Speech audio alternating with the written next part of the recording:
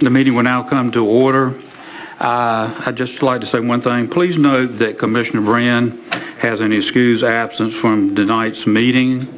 Also, please keep Commissioner Brand and his family in your prayers for his full and speedy recovery. Thank you. At this time, I'd like to ask you to join Vice Chairman Langley as he does the invocation, and Commissioner Booth will do our Pledge of Allegiance. Please stand. Let us pray. Eternal God, our Father, we are grateful and thankful for the opportunity to assemble here one more time to do the business of Beaufort County. And Father, we just ask for your guidance and your peace in this meeting. Father, I say a special prayer now for the Brand family, God, that you would bless that family in a special way and prepare their hearts and minds for whatever, Lord, that you say your will be done. In Jesus' name we pray. Amen. Amen. Allegiance to the flag of the United States of America and to the republic for which it stands, one nation, under God, indivisible, with liberty and justice for all.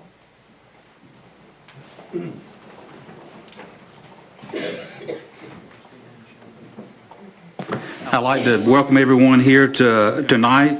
A little bit of housekeeping. If you have a cell phone, we ask you to please either turn it off or put it in the silent mode. Thank you. Conflict of interest. Does any commissioner have a conflict of interest with any items on tonight's agenda? Hearing none, we move forward. I need a motion to approve tonight's agenda. Mr. Chairman, I move that we approve the agenda. I have a second. All those in favor, please raise your right hand. 6-0.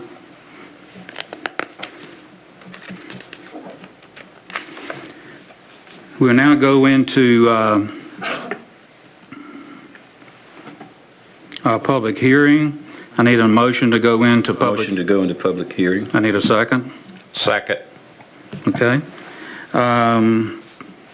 Ms. Roberts.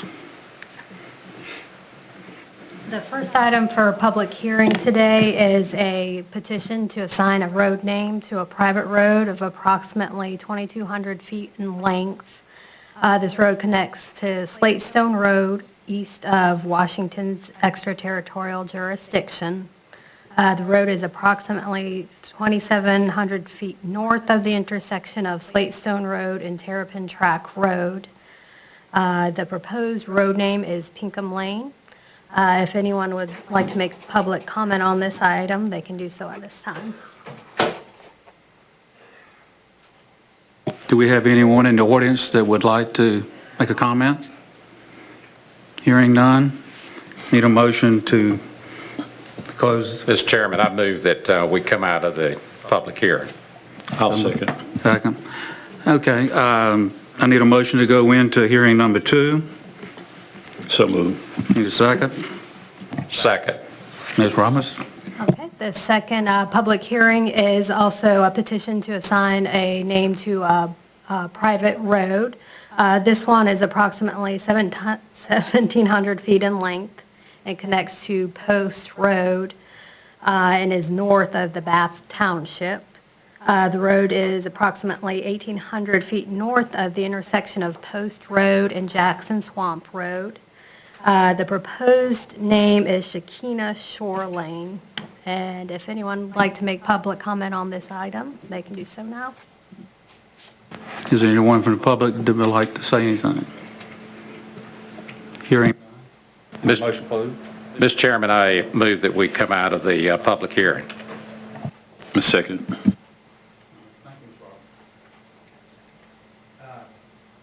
We're now in public comments. And again, just a reminder to everyone that's speaking, you have 3 minutes, and that's 3 minutes for you. There is no sharing of time. You have 3 minutes from when you start until you're finished. First person is Captain Swain.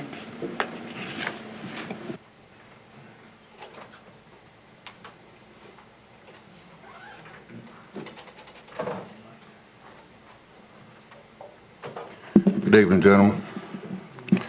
I'd like to start out tonight by thanking Commissioner Hood Richardson for all the forethought and effort he's put into this Brenda Hamilton case and getting the case reopened that was closed prematurely.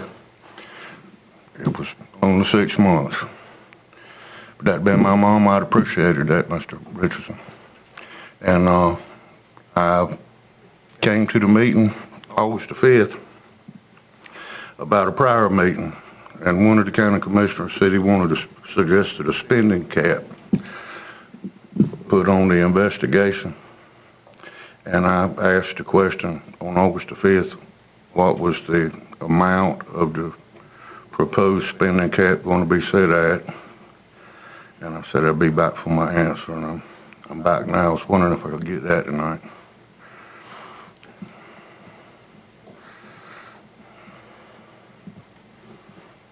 Commissioner Booth.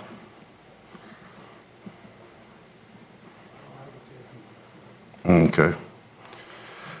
Well, that's what I came down tonight to find out what that was, and I want to talk about the referendums. The last time I was here, I was talking to y'all about referendums.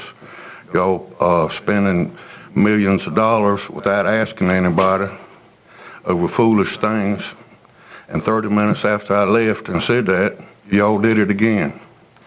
The taxpayers are being charged with a toy. And could one of you fellas that okayed that money being spent for a toy, could one of y'all tell me how that's going to help the water system? The lady said it was going to improve the quality of water in Washington. She didn't say anything about a filtration system. She didn't say anything about distillation. She didn't say anything about reverse osmosis. Can any of you guys that okayed the money, can y'all tell me how the quality of water is going to improve? It's not going to. She wants to increase the water pressure. If she increases the water pressure, the leaks are going to leak faster. It's going to increase the leaks. And that's where the problems are. The pipes are leaking. It's not a 10-mile pipe. It's a bunch of sections unioned together. It's leaking. It's getting like quicksand around each leak. And when there's a big demand in the evening, when everybody gets home, it actually pulls a vacuum. If it's a hog farm, it's pulling hog waste in. If it's a farmer's field, it's pulling in pesticides, herbicides. You need to stay away from those sides, and it's in the drinking water. I've seen the fire hydrants open up. They're trying to get the worms out of the drinking water and the dirt. I've got friends, their water pipes are plugged up right here in 13th Street. The water's not fit to drink.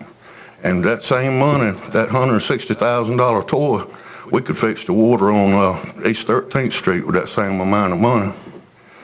And I'll bring y'all some of that water if y'all want to taste it. It tastes like Clorox. Smells like it. It's not drinkable. Okay. See y'all next month.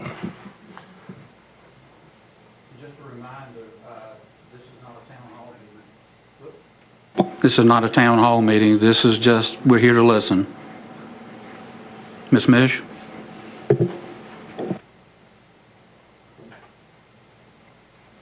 Good evening, Chairman Evans, Commissioners. I send my best wishes to Commissioner Brennan and his family. Here we are still needing to address the legal and ethical neglect of our jail writ large.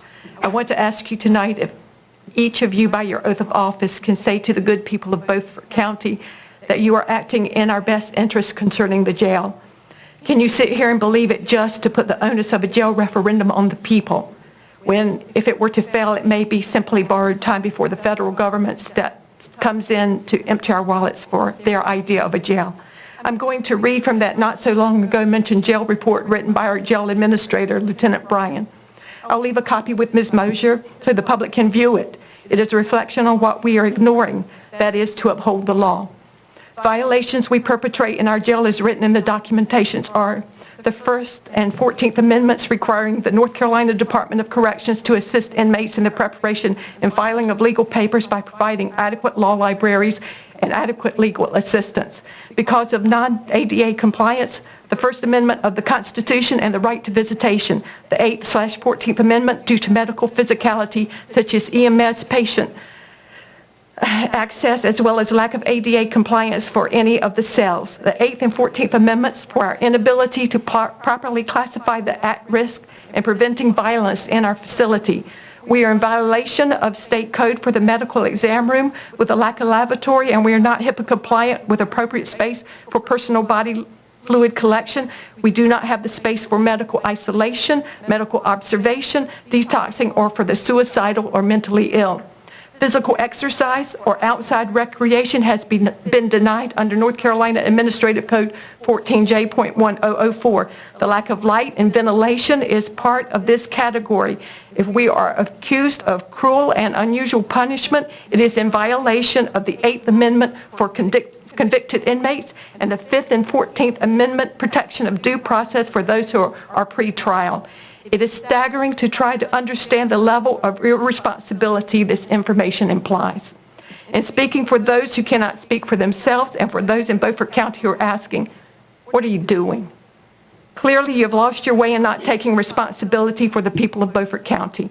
So what of any moral outrage? Throwing away taxpayer money in that jail has gone too far. It's time to step up, stop this embarrassment, accept responsibility. We are making not just the jail the embarrassment, but all of Beaufort County as sad and as sorry as that jail.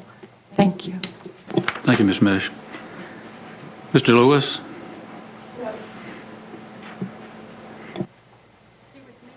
Was that the 32nd?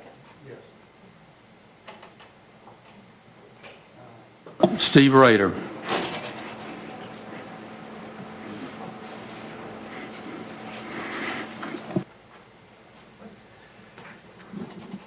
Thank you, Mr. Chairman. I want to address you on an issue that is still pending from our county's moratorium on wind and solar facilities. You passed an ordinance on the solar facilities, but not on the wind facilities. And of course, there are probably some good reasons for that at the time because the state had a moratorium, and so our county was protected by that. However, what's changed is that that's now expired. There was also an opportunity in the Senate with some legislation that would have protected us, but that's been watered down where we do not have any protection. So we're back where we started, and I would urge you to revisit that issue and give our county taxpayers and county citizens some protection. There's some other things that have happened since then, too, that I think bear on this. One is that the World Health Organization has declared that wind turbines present a serious risk to human health. And there's several particulars on that. It's a risk of cardiovascular disease, a risk of stress disorders, and a risk of sleep disorders. Finland's Environmental Health Agency, also since your moratorium has expired, issued a report saying that you have to get 15 kilometers, that's almost 7 miles, from a wind turbine before the negative effects on human health start to diminish. And a subsequent German university study put that figure at 20 kilometers. Some other things that have happened since then is the German state of Bavaria, Germany's largest and most conservative, put in their 10H rule. It's having a setback for a wind turbine to any occupied facility of 10 times the height of the turbine, meaning for a 400-meter turbine, the setback is 4 kilometers from any occupied building. Poland has, earlier this year, put in new rules that make it almost impossible to build a new wind turbine, and they've required all existing wind turbines to be removed by 2030. We've also seen where citizens going to the polls have indicated their displeasure with wind and solar. We saw that in South Australia, where the governing Labour Party declared their last election last year as a referendum on renewable energy. Voters responded by throwing them out of office because in 16 years under Labour building all this wind and solar, they'd gone from the cheapest residential electric rates in the world to the most expensive residential rates in the electric rates in the world. The same thing happened in the Australian national election. And most dramatically, in the Canadian province of Ontario, Canada's most populous, a new leader of the Conservative Party made... Thank you, Steve. Thanks so much. Debbie Riles.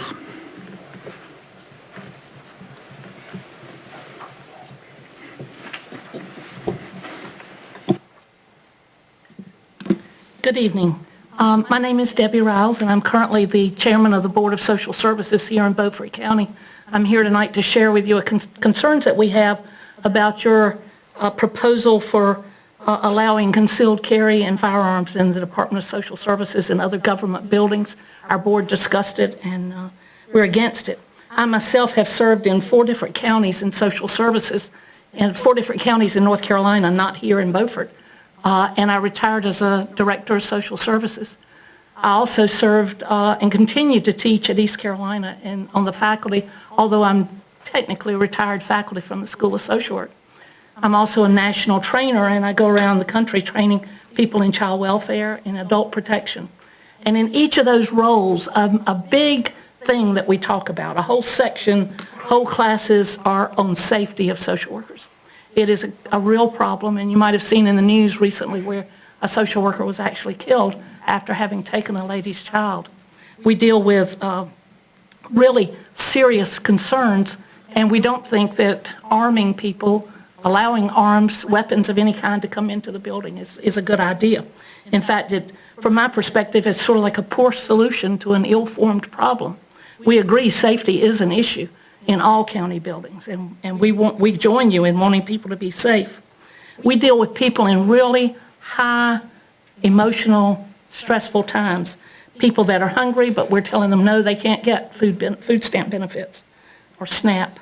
People that have a sick child, sick family member, and they can't get Medicaid because they make too much money. Then we have child welfare, where we're taking a person's child into custody, and you know how contentious that can become.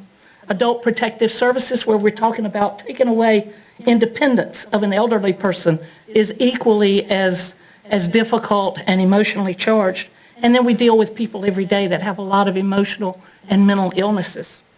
We beg you, please, no guns in our buildings. It would just make a bad problem even worse. It would make it difficult for a law enforcement to know who is the one doing the shooting if you came in and a worker had a gun and a client had a gun. We are all for doing something for safety and would join you in working on digital locks, metal detectors, deputies in the office, any number of strategies that we think could be much more effective than having people carry guns. So again, we ask you, please don't approve the motion or the item on allowing concealed carry in county government buildings. Thank you. Thank you so much. We're now in the items for presentation. Regina Crawford.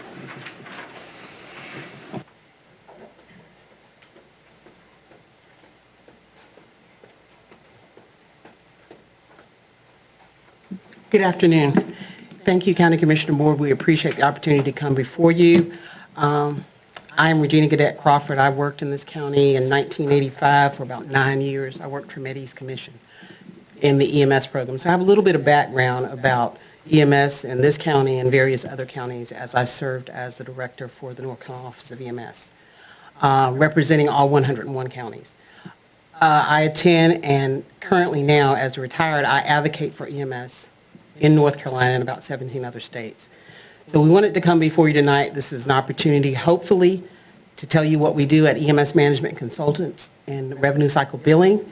We also would like to see if we could perhaps give you some cost savings or generate some revenue.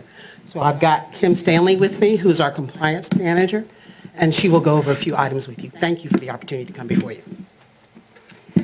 We usually do not present in this forum. I did bring a packet, and I'm not going to take up very much of your time tonight. I know that we met a couple of you all at a meeting and was asked to come here tonight to present who we are and what we do. I am Kim Stanley. I'm the Chief Customer Officer for EMS Management and Consultants, and we are an EMS billing agency. As I said, I have a packet that you feel free to read through if you have any questions. You all did present quite a few numbers to us, and we do believe that there is an opportunity for us to increase your revenue related to EMS and the billing process. We work in North Carolina and several other states, but in North Carolina as our home. We're located in Winston-Salem, North Carolina. We have about 50 of the 100 counties, and about 98 EMS agencies, so certainly have a good share, and then that just allows us all to work together. So EMS agencies across the state, City of Washington is one of our clients. So we've been able to improve their revenue, make sure that they remain compliant with Medicare, Medicaid regulations, and then before us right now is all of the Medicaid changes that are getting ready to take place. And so we are actively working on those, making sure that everybody in the state, whether they're our clients or not, are very much informed of those changes, how that's going to affect EMS billing and so forth. But would be happy to entertain any questions that you have. If I could approach the board, I could just pass these out, and I have my card in there if you have any questions further. Any questions? I have a question. Commissioner Richards? Normally, we would be taking bids for this or something like that, so my question to the staff is, are we considering changing vendors? We are currently in a contract with a vendor. There was some conversation at the Association of County Commissioners Conference that with some of the commissioners, and they asked to come and speak, or they asked them to come and speak. So we are currently in a contract, and I think that contract runs through next year. So, But if we were to change vendors, it would be a bid open to all comers. we would look at the numbers based on who would apply for that, yes. So, yeah, okay. Well, I was just a little curious because this normally doesn't happen this way. Sure, and it's not normal for us to present in this forum as well. We were asked just to come and present our information, so. Who asked you? I did. Okay. So if I invite somebody to come and make a presentation, they will be allowed on the agenda. Is that right? If I invite someone to come and make a presentation, they will be allowed on the agenda. Is that correct? Correct. Any commissioner can invite? Sure. Thank you. You can hand out your information if you like. Okay, perfect, thank you so much.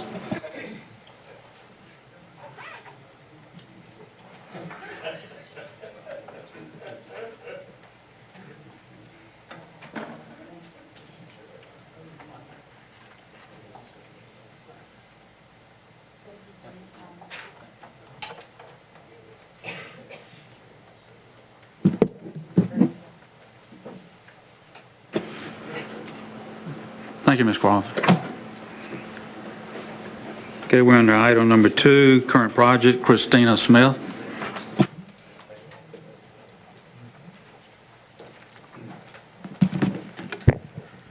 Good evening, Commissioners. Again, coming before you this evening to give a brief presentation or to provide you with information on what has taken place this previous month. Regarding the Beaufort County Detention Center locking upgrade project, the submittal documents have been reviewed by staff.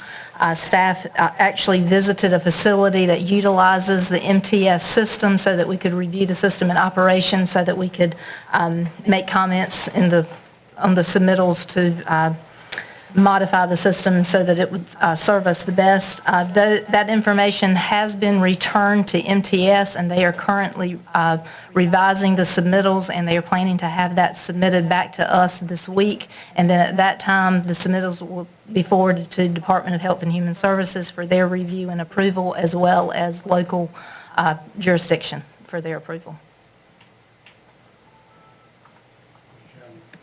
Commissioner Richardson. Can you get me a copy of those submittals? Oh, absolutely. I All can right, email it to you. I would like a copy of those submittals. And I would like to remind the taxpayers that our minimum cost while this is going on is $2,500 a day in additional expense. So this is a quite expensive process for something that was dropped on the county right out of the sky without even sending for someone to repair the doors.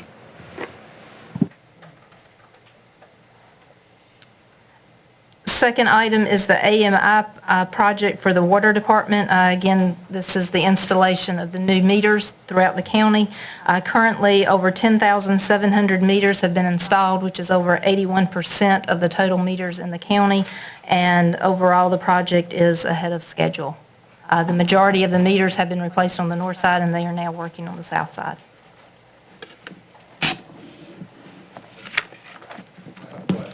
Commissioner Richardson. How many replacements have we had to do because of physical damage to the sending units? To the sending units. Do you mean the new meters?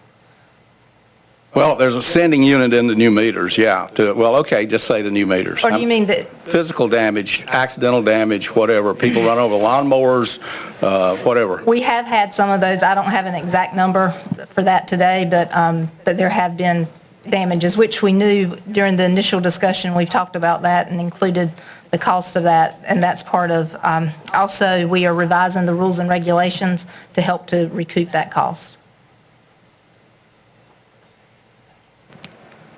Okay, if you revise the rules and regulations to recoup the cost, I mean, if someone runs over our thing with a lawnmower, doesn't that belong to us?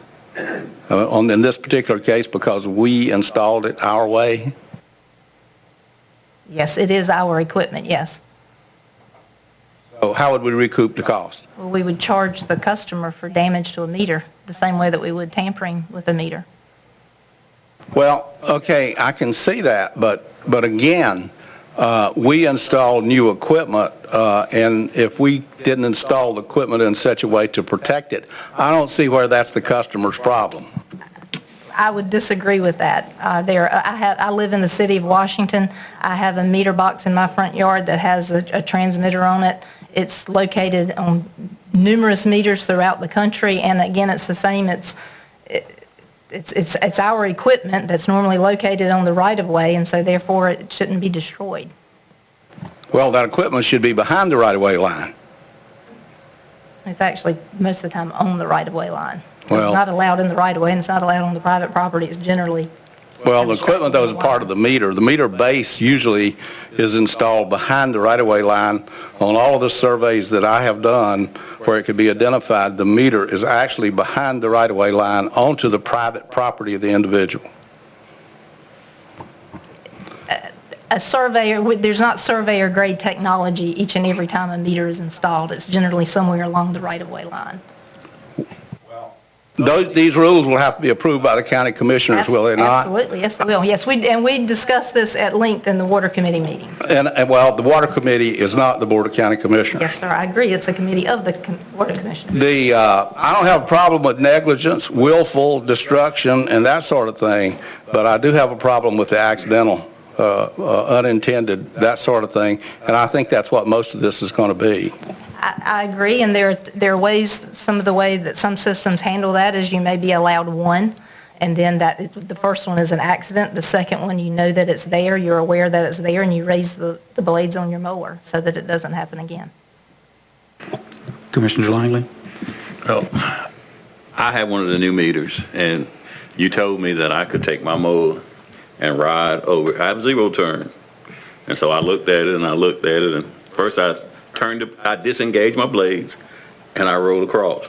I said, okay. I didn't hear anything, so then I engaged them, and right across, no problem, just as you said. So I don't know about anybody else. Commissioner Waters? Well, I think Commissioner Langley just answered my question.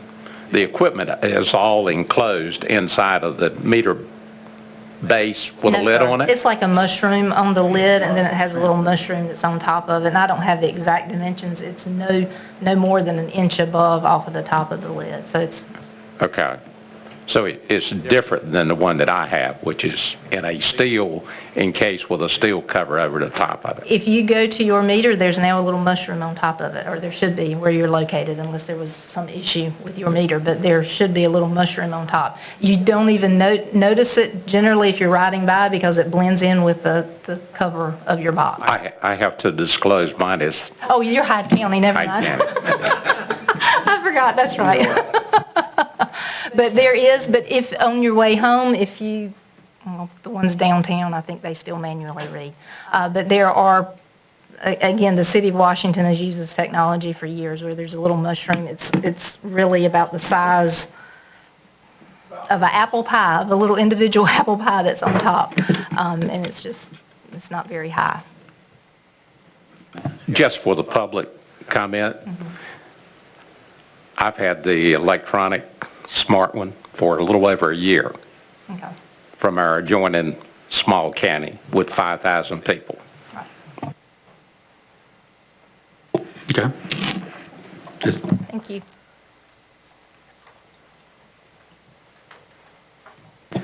Okay, we're moving along to items for consent. Please note that item number 4 has been pulled. Mr. Chairman. Commissioner Richardson. I'd like to pull item number 2, obligor resolution, body worn by the Sheriff's Department. Okay. I'd like to pull 3. You want to pull which one? Number 3. Okay.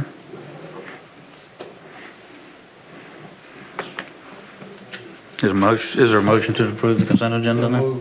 Second. All those in favor, please raise your right hand. All those opposed?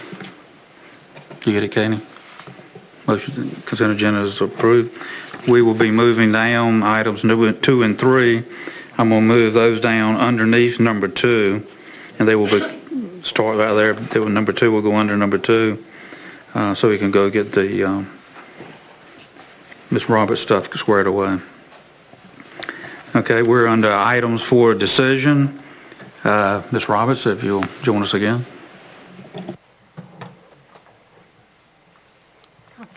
The first item I have for decision is a petition to name a private road, which was submitted by Mr. Joseph Pinkham, to name a 25-foot easement of approximately 2,200 feet in length. The easement was recorded in 1985. This easement connects to Slate Stone Road in Beaufort County and is approximately 2,700 feet north of the intersection of Slate Stone Road and Terrapin Track Road. Currently, there are 6 recorded lots off of the unnamed easement. The petition is being submitted because the applicant wishes to place a trailer approximately 1,700 feet or a third mile off of the easement. It's that far off of the Slate Stone Road. Staff and the applicant believe that naming easement of this length would reduce confusion in emergency response situations. And as the lots off the easement are developed, it will require that the easement be named. The property owners have contracted with an attorney to enter into a maintenance agreement for the road to ensure that it's kept up. The address ordinance requires that the applicant supply 3 road names. In order of preference, they are Pinkham Woolard Lane, Woolard Pinkham Lane, and Pinkham Lane.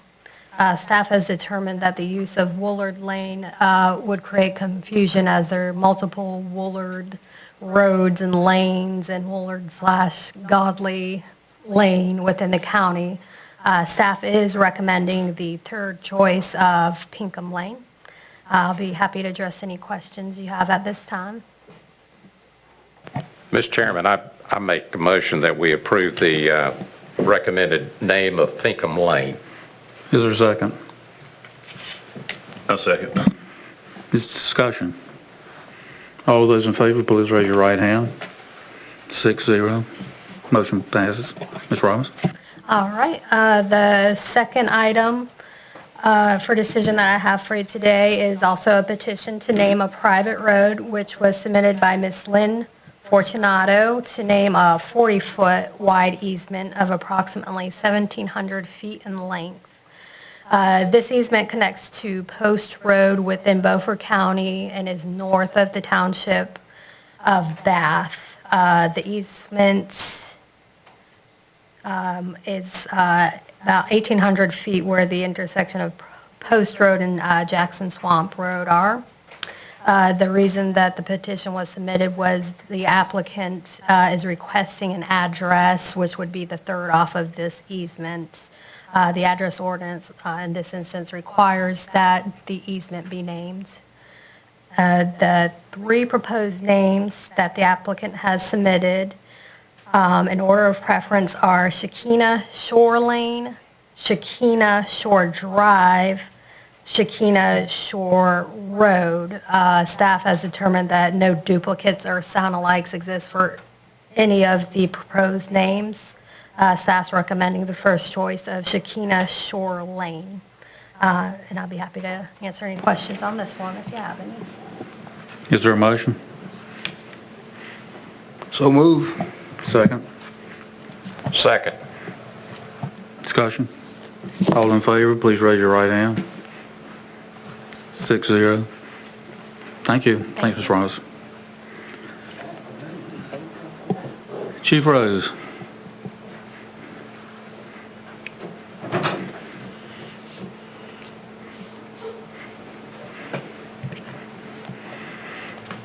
Good evening. I believe the... Yes, you're good. I'm sorry. Well, last month at the meeting on the body cams, I was led to believe that we were entering into an agreement that could be canceled at any time for the use of these units at no cost to the county. I'm a little bit surprised to see that today we're actually going to be entering into a loan agreement, and the terms of which I don't know, and there's not a copy of the loan agreement in this book. And as you guys know, I don't vote for contracts that I don't get a copy of it. Okay. You should have a copy of the contract. I don't have a copy of the contract. Is there a copy in the book that I missed? Yeah, last meeting. No, That we were told at the last meeting that we were not going to be making a loan like this. When we go into one meeting and we make a decision and you come back at another meeting all of a sudden and we're expected to approve a loan agreement, that's two entirely different things. So the contract that we're approving needs to be presented to the board because we can't approve a contract until we see the contract. I agree wholeheartedly, but the contract has been submitted for the commissioners to see. I do not know what you have. I know what you've been presented, but I do not know what you have and what you've seen and what you've read. The contract was in the binder that you received at the last meeting. I saw that on the download. From my understanding, and this probably should have been done and could have been done at the same meeting, but there was a resolution piece that needed to go along with that. I did not mention that to the county, but that information was sent over, and from what I understood, the part of this meeting was to clean up that piece of it so we can move forward. But as far as any change in any agreement or anything that's written and not written, the county has been provided with everything that we've had initially through the part. There hasn't been anything that's been given later, and there's nothing that's been changed along the way. Well, I'll go back to the original thing. Chief Deputy, you deal in truth and you deal with evidence. How do I know that that's true? How do I know what this agreement is? I got one sentence in here that says I'm supposed to vote to approve an agreement.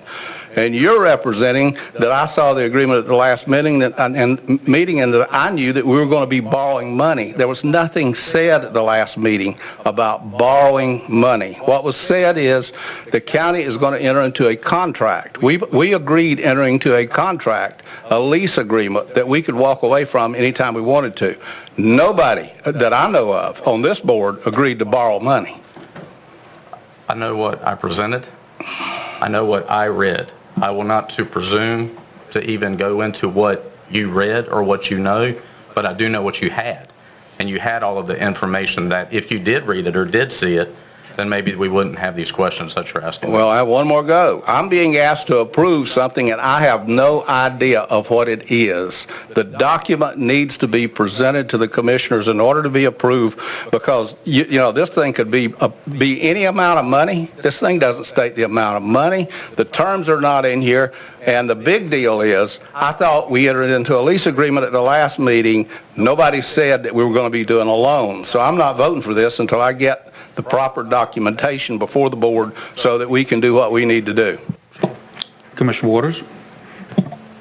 Commissioner Richardson, as I read this is a resolution, and it's referring to the contract that has already been signed, and that this is not a loan agreement.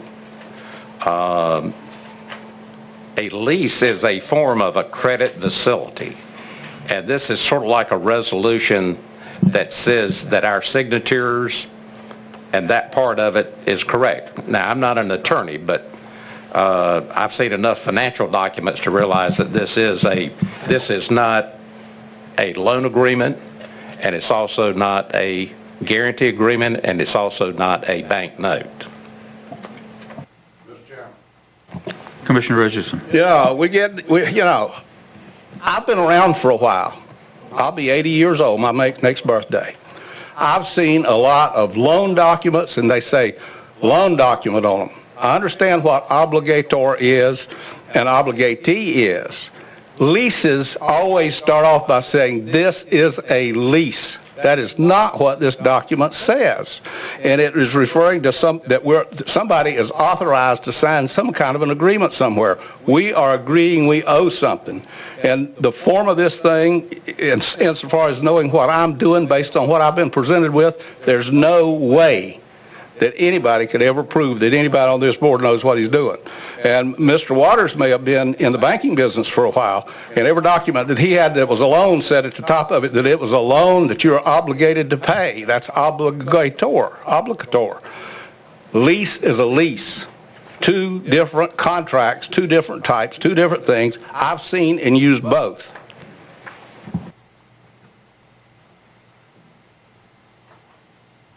Mr. Chairman, I have no problems making a motion to approve this resolution.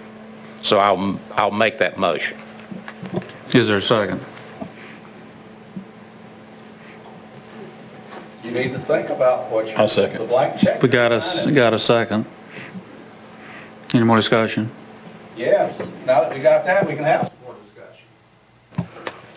What is the amount of money that we're obligating the county for in this obligator agreement? The terms that were in the lease that was approved at the previous meeting. That nobody has. No, Nobody's seen.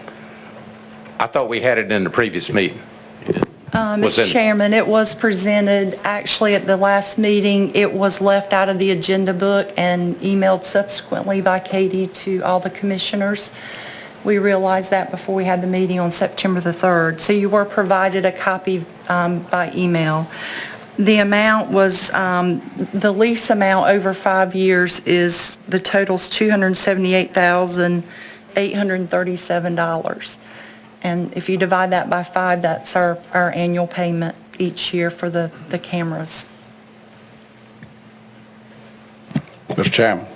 Commissioner Richardson. I have a problem with these numbers, but when that thing was emailed to me, it never said this is the agreement that we agreed to, that you're going to have obligator at the next meeting. Nothing was explained. It was mailed as an informational item. Now, we can keep doing business in this sloppy way if you want to, but this is not the way the real world works. And I'm not voting for something that I don't know what I'm voting for, and I don't know what the terms are, and I don't know how long it's going to last, and somebody's telling me I saw it way back when. You're in law enforcement. You should know better than to try to present something like this to anybody that has normal brains. I was not aware that you did not have the contract in the book. I presented the paperwork that we had. There was nothing new that I gave over. Now, I did not hand deliver each, just like I do not hand deliver anything that goes before the board. So, I can apologize as much as I will apologize for, but I did not know until 5 seconds ago when you said that you didn't have the agreement, that you didn't have the agreement. Okay, Stan. What would be the problem with waiting one more meeting for Hood to get the final paperwork, look it over, and feel comfortable with it? I don't have any problems withdrawing that. I would just ask that Commissioner Richardson please read it this time. I suggest you give it to him in a hard copy. He likes hard copy. Has this already been ordered, not ordered? No, sir. If y'all don't mind. To avoid being sloppy, we take care of the business end of the paperwork before we order the product. If y'all don't mind, I'll hand deliver it to him if you want me to, since he... want to point out something to you. It's not just Commissioner Richardson that needs to read this document. You guys have already indicated, four of you, that you're not going to read the document. So you need, no, Stan didn't indicate that. But y'all need, you guys have a responsibility to read the document just as much as I do. So thank you very much for proving to me that you don't look at your book and you don't read the study the document. Commissioner Waters. I take that as an insult, Commissioner. If I get a 36-page lease, I know exactly where to go to look for things that are important, the real terms. 75% of the stuff is in there is nothing but attorney stuff. And I can assure you that you're not going to read 36 pages, even if it's in a hard copy. You don't know. You don't know that. So why are you making a statement you can't prove? Don't get out on a limb like that. I'll saw it off every time.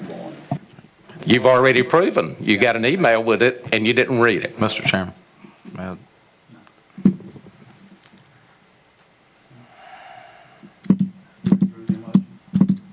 Okay, well, motion's been withdrawn.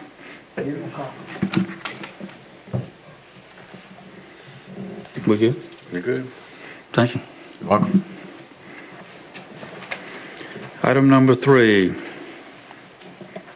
Mr. Langley, Ed, did you pull that? Yes. I'm ready for the vote on that item. The reason that I had it pulled is because I didn't vote. The reason that I had it pulled is because I didn't vote to go through this pay period. And if in order for me to vote consent that says that I voted for it, this pay period changed. So I make a motion that we vote on it, so I can vote against it. I'll second that. Discussion? Mr. Chairman? Yes. This did go through the Finance Committee and was approved by the Finance Committee. And Mr. Chairman, at that time when it was presented to the commissioners, Ed Booth voted against it, and that's the reason he pulled it. I think we're talking about two different things. During the budget process, we had a discussion, and I think we took a vote.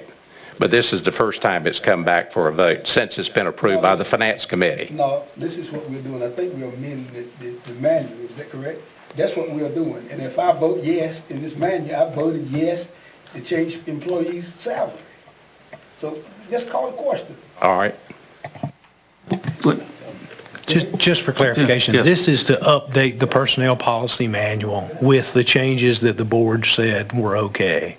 And this is the change in going from being paid on the 15th and the 30th to being a biweekly payroll. Commissioner Booth is not in favor of that. As I recall, the remainder of the board was in favor of it. But just for the record, we're not changing anybody's salary. We're changing the frequency of when they get paid. Well, I just got the terms wrong, but we still drive in the same direction. Commissioner Deatherage. Discussion period. Yeah. Since this has passed, I've talked to a number of employees, and there's a great deal of consternation over the way they're being paid now. Some have even stressed that they were having to buy into a program where they get some of the money now and some of it later. I didn't understand all the particulars, but maybe if you could just make it a little bit more clear tonight. Just the highs and the lows. I personally get paid so little, I don't think about it. I'm just glad to get a little something every now and then, and I don't think any commissioners think about it, but some people, they have to live off this money. Right, so we are switching from a semi-monthly payroll to a biweekly payroll, which means instead of employees getting paid 24 times a year, they'll be paid 26 times a year. So there'll be 2 months during the year when they receive a third or an extra paycheck. And those months in 2020 will be July and December. Now, so it makes sense that if you get paid more often, your check is not going to be quite as much, right? But annually, it's the same amount. So there's been some concern by just a handful or a few employees that their check is not going to be the same as it has been in the past under semi-monthly payroll. But annually, it does not change. It'll be exactly the same amount. That's really the only concern that I've heard voiced from employees.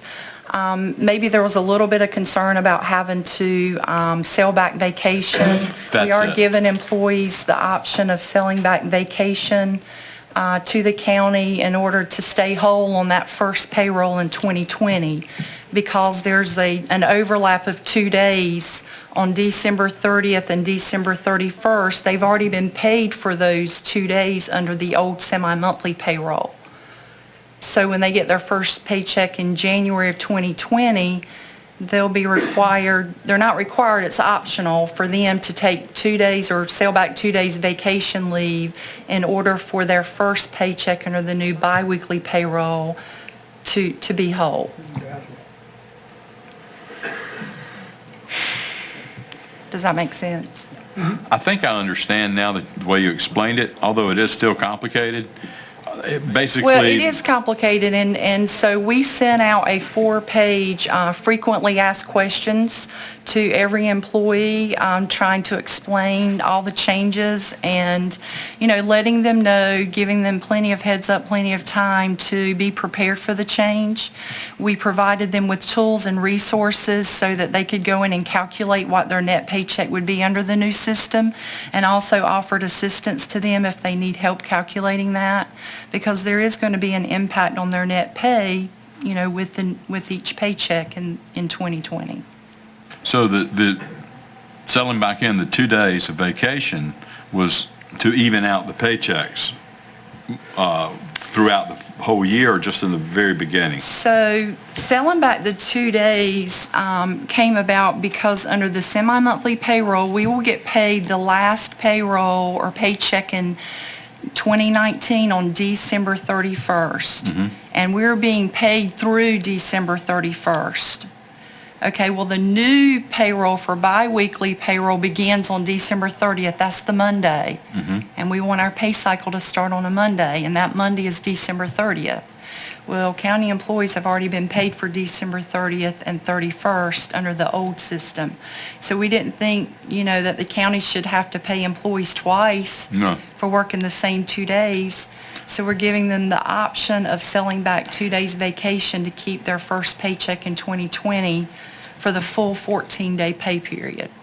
So this is financial housekeeping that will be just for 1 year? No. Every year?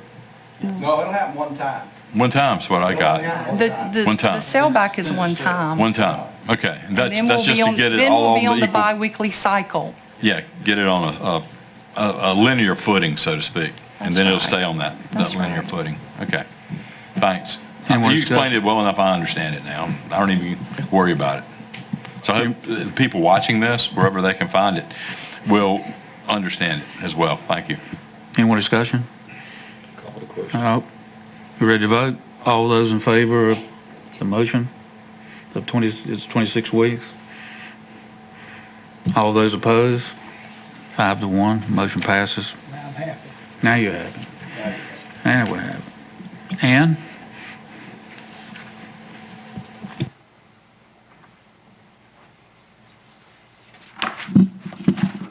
Good evening, Commissioners.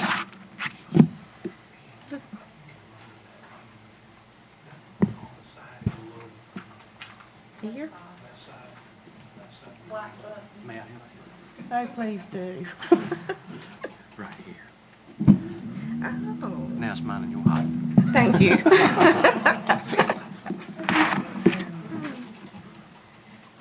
The first item that we have for decision for you tonight is the Beaufort Soil and Water Conservation District has been approved for a grant through the North Carolina Department of Ag and Consumer Services Agricultural Development and Farmland Preservation Trust Fund. The grant, in the amount of $22,750, will assist a local landowner with the establishment of a perpetual conservation easement on his working farm. Approximately 48 acres will be included within this conservation easement. This is the second grant that the district has applied for and been approved for on behalf of landowners in Beaufort County. There are matching requirements associated with this grant award.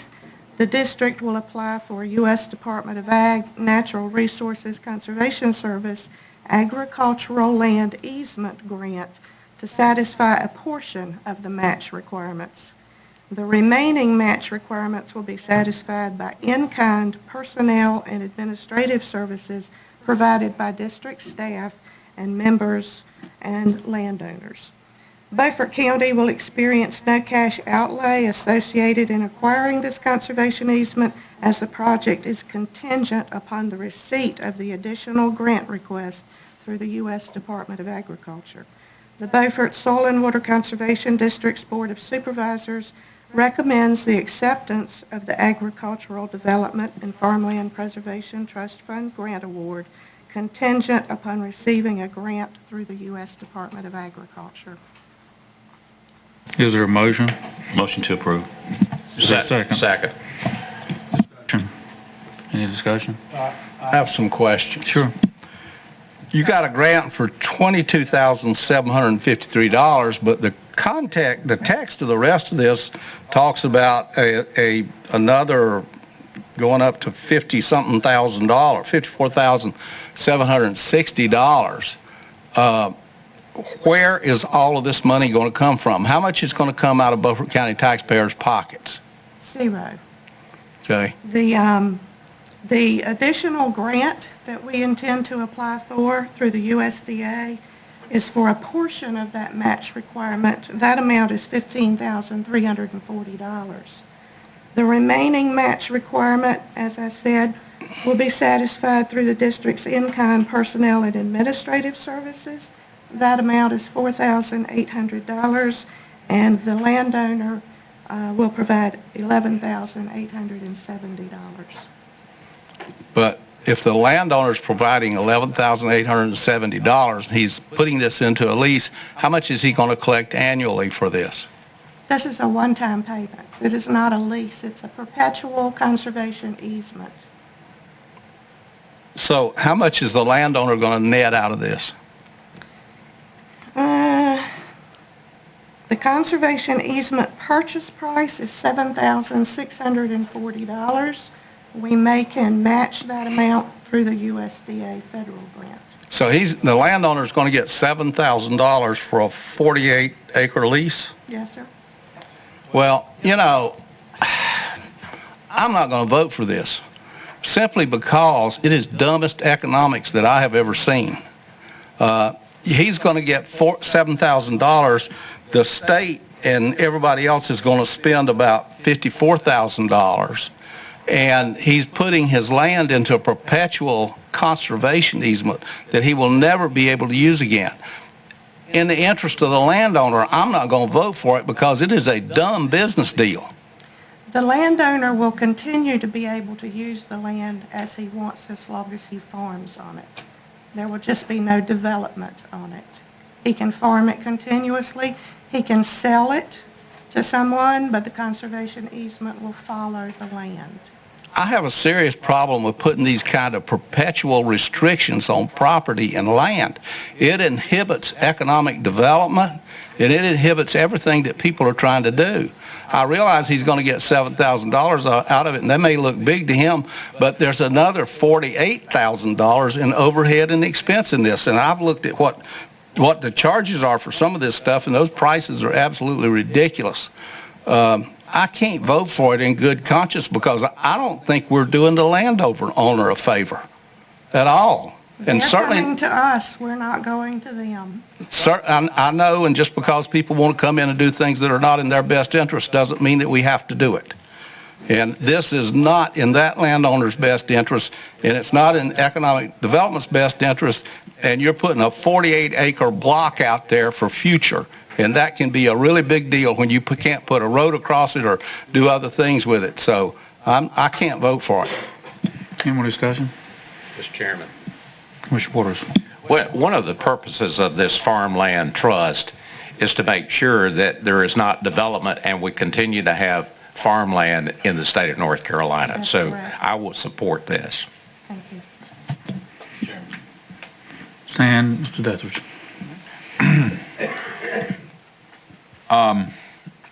I understand where Hood's coming from, and I understand why the federal government may want to do it. I don't understand the exceptional cost. It seems like government sometimes becomes too large and unwielding, and it tries to flex its muscles and take control of too many things. This is one of them. Now, having said that, Hood, if a individual wants to take advantage of some monies, that is their right to do so, but it is in our best interest as people who govern not to allow that to happen. But that's happening at the federal level. And is there any state involvement in this? Yes, this initial grant is through the state. But most of it's federal money. Am I right? I think there will be a balance between both. For both? I just don't understand how they have all this kind of money. Now, I got to think about this one a little bit because I'm not a big fan of economic development either, spending public money for that. So, but I do respect the right of the individual to be able to take advantage of situations. And if he thinks that's in his best interest to never develop the property, I understand that and I get that. But on the other hand, he shouldn't have that ability to do so. Commissioner Bluth? Ms. Williams, did you state that this was the gentleman's own land? Yes, it is. And he approached your organization about doing it? He did. Well, I don't think I got the right to deny him what he wants to do with his own land. Thank you. Thank you. Commissioner Richardson. Well, with all due respect to my kind friend, Commissioner Deathridge, what I want to say, I've been watching that British stuff on television. What I want to say is this. This guy's taking a short-term gain for $7,000 that's going to help him today. He's tying up his land perpetually, forever. And that is a burden on society. That is a burden on future generations because you don't know what's going to happen out there. You don't know what's going to go on out there. And the federal government and the people that are doing this for a pittance of money are taking his heirs and his people that come behind him's future rights. And he may be able to sell his own rights for as long as he's living. He may be able to sell it for 25 years. But perpetual gets to be a really big deal. And I'm going to tell you this again. We got people sitting on this board that can't shovel enough money at economic development. If you want to stop economic development, you start putting these kind of stumbling blocks out there in the way and encumbering land and encumbering land rights. And you're not helping future generations when you do this. All those in favor, please raise your right hand. Stand. Come on. All those opposed? 4-2. Thank you, Ann. Okay, go to number 2. The second item for decision that we have for you tonight is the Beaufort Soil and Water Conservation District is ready to proceed with Phase 3 of the district's stream debris removal project through the 2016 Disaster Recovery Program. The district's Board of Supervisors has selected a contractor to complete the work. It's anticipated that work will begin next Monday, October the 14th. A request for proposal was issued on August the 28th, soliciting bidders to complete Phase 3 of the stream debris removal project. An advertisement was published in the Washington Daily News, posted on Beaufort County's website, and posted on Hub. Additionally, the request for proposal was mailed or emailed to 19 contractors whose names are included on the district's interested contractors bidders list. 7 of those contractors are located in Beaufort County. On September 16th, the bids were opened by Commissioner Brenn. 11 bids were received, none of which were from Beaufort County. Of the 11 bids received, 5 bids were under the amount of grant funds that remain to be spent on the district's stream debris removal project. The district's technician reviewed those 5 bids and reported his findings to the district's Board of Supervisors during their September 23rd meeting. He reported that each bidder met all request for proposal requirements and that he personally contacted at least 2 of the references provided by each of the 5 bidders. All 5 had good references. The references of the 2 lowest bidders were focused upon by the district's board. One contractor did not provide formal letters of recommendation, only the names of 3 references. The 2 references that the district's technician was able to reach gave good recommendations, but provided some negative comments as well. One contractor provided 3 formal letters of recommendation. The district's technician spoke with 2 of those references provided. Their recommendations were very positive with no negative comments. After thoughtful consideration of the information gathered from the references checked and the due diligence, the Board of Supervisors voted to approve a contract to RDC Debris Removal Construction, LLC, at $119,349 to accomplish their Phase 3 stream debris removal project. The Board of Supervisors respectfully requests your support of their decision. Motion to approve. Is there a second? Second. Discussion?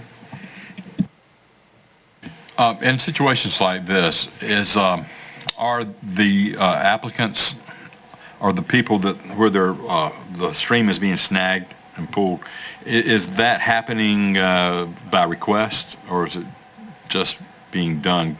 It's just being done to take care of problems that were a direct result of Hurricane Matthew and Tropical Storms Julia and Hermine. You do have to still get the approval of the adjoining landowners to the stream, right? We do, and we have sent out 144 letters from our county manager, Mr. Alligood, along with a temporary easement to do the work. We have responses back from probably 95% now. But everybody that we've talked to are very thankful for the work. Thank you. Any other questions? Time to vote. All those in favor? 6-0. Thank you, Ann. Thank you, Commissioners. Is Bobby Parker in the house?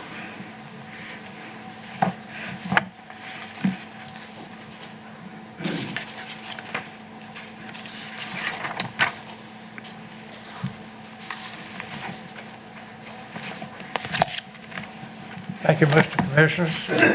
Might raise that I'm thing back always up. behind somebody that's taller than I am, so I want to raise. Raise that up.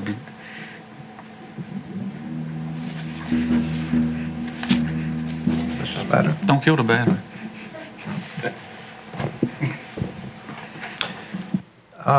Over the past few years, we've had businesses that have asked for online listing, and so we think we had enough in the last few years. Would like to give this a try and see how it is, just in the business personal property first. And what I need from you is a resolution for approval that we can try to do online listing or electronic listing. And we have followed all the parts of the statute. It's a short statute, just giving us where we've consulted with the county and the requirements have been met. And the vendor that we're thinking about using has already been approved. And all we need is a resolution that state that we may go forward with this. And also that the extended listing time for electronic listing is to June the 1st. So, we are having a meeting with Mr. Michael May on Thursday morning to discuss this, because he's coming down here and we want to look at it. We'll know the prices and the cost of this Thursday morning. So, Mr. Chairman, I move that we approve the resolution allowing for the electronic listings for business properties and the extensions. Is there a second? I'll second. Discussion? Yeah, I have some questions. Commissioner Richardson. Who is Michael May? Michael May is the vendor from South Data. Are they who you're looking at to set They this? are who we use now for all of our abstracts and billing and listing, yes. About how much do you think this will cost? I have, let's see. The sheet he sent me, online listing service, is initial setup of $395. A business listing per printed listing is $1. And if we were using a regular individual listing, it would be 50 cents a page. We just want to keep this in business personal property right now, but you can use it for individual listing too. $395? Setup. The initial setup. How many people are you going to train in your department to use this system? It's a good question.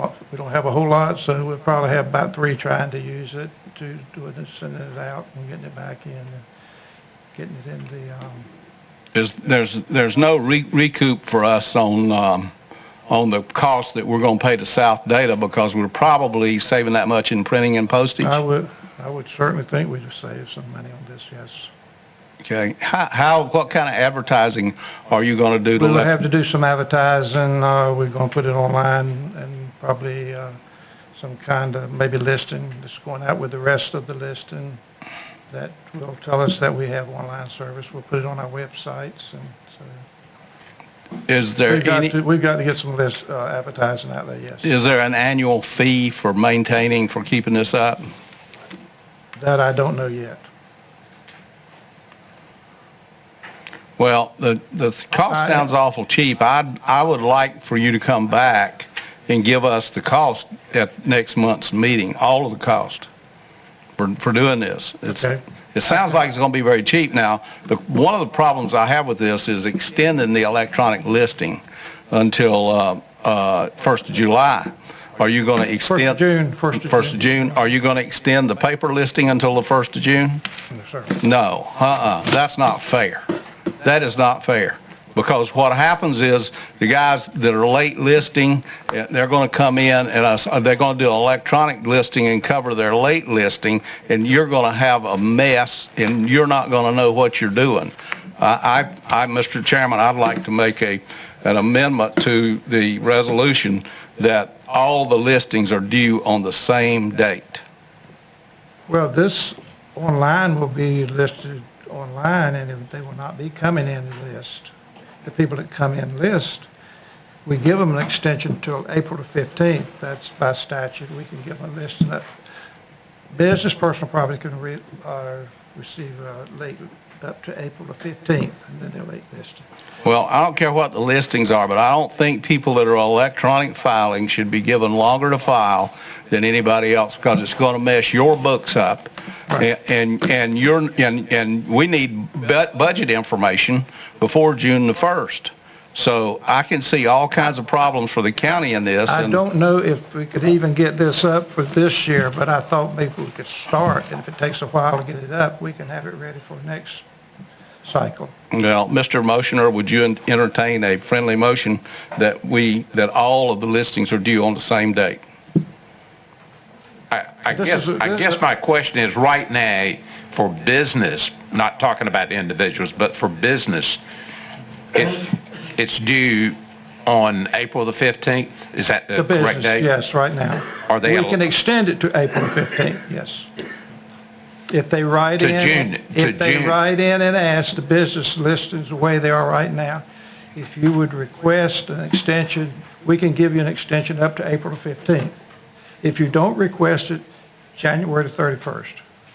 But in the real world, when do we normally get them right now, the bulk of them? April 15th, the April larger the 15th. ones, yes. Well, I don't have any problems backing that up unless there's a reason to go beyond April the 15th, because I think we need the information for the budget.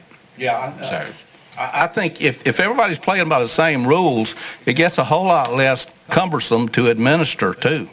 I mean, I can see somebody sitting there, let's see, you're going to list electronically, now you're only due them, so now you got people who put it off longer. April 15th is a date that came about for a logical reason. That's the tax filing date. I don't know, businesses file earlier or something, but at any rate. But this is a statute that extends it to June the 1st. Well, all I'm saying is I don't care what the dates are. Everybody is on the same calendar for filing. There's no extension until June the 1st or whatever. It's all with the same set of rules. Well, in my motion, there is no date. I mean, it just says extensions, period. So, I don't have that statute with me, but it's on 105-307, I believe, requires an extension listing to June the 1st. I don't have that statute with me. June 1st. It's in your second 105-307 whereas. is where it is. It's in your second whereas of the resolution. Well, that's what, all I'm saying is take that out, put everybody on the same calendar. That's the way we should do it, because it's going to mess up our books, it's going to mess up their books, it's going to cause confusion. You got 2 or 3 different sets of rules out here. There's too much of this stuff to keep up with now. If I take this out, we do away with the whole thing. I'm just over here asking, online listing is a coming thing. Explain to me why that does away with the whole thing. I can't change the statute when it says they have the right on online listing to June the 1st. With the approval of the commissioners. Everything that I've seen on tax listing dates, even though they give dates, it all says with the approval of the commissioners on extensions. All extensions are with the approval of commissioners that I have ever heard of. Is that not correct? Yes, I guess. Yeah, that's correct. So we're right back to my motion that everybody files on the same calendar. If we have snow days and the tax office is closed, I come over here normally and say, if we're running behind, I'll come over and ask for a resolution to extend the tax list in a few more days. I've always done that. You can still do that. I can still do that, yes. But for our purposes in here today, we need everybody playing by the same set of rules. And you can come and ask for extensions and all that sort of thing. At one time, it was always, when I first became a commissioner, everything was extended, and it kept everything so fouled up, nobody ever knew what was going on, and that's why the commissioners tightened up on it. Mr. Richardson, I've been through that for a long time. I came here with it that way. Then you shouldn't have any problem with what I'm asking for. I know what you're talking about. I came here with it that way. We even listed on Saturday. We would have 2 people down listing, and we have 1 person to come in. No, we're not. We should have done it a long time ago before we did. well, once again, the motion did not include any dates, but the resolution does. But the only date in the resolution says no later than April the 15th in order to avoid late list penalties. There is no June date in the resolution. Commissioner Waters, it's in the second whereas. At the top. No,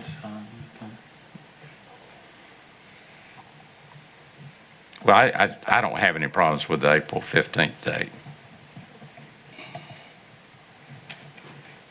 So the minutes will show that we're approving the resolution with the April the 15th date. Everybody's on the same system.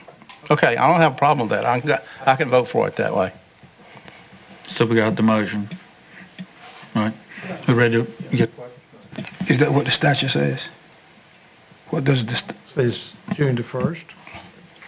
With the approval of the county commissioners. Now, Bobby, you keep pushing for this. What you're doing is not good for the county. It's not good for you either. Mr. Richardson, I'm not pushing for this. I just brought it over to ask for if we want to think about doing on listing. I'm happy the way we're doing it right now. We're doing it, get it back in April the 15th.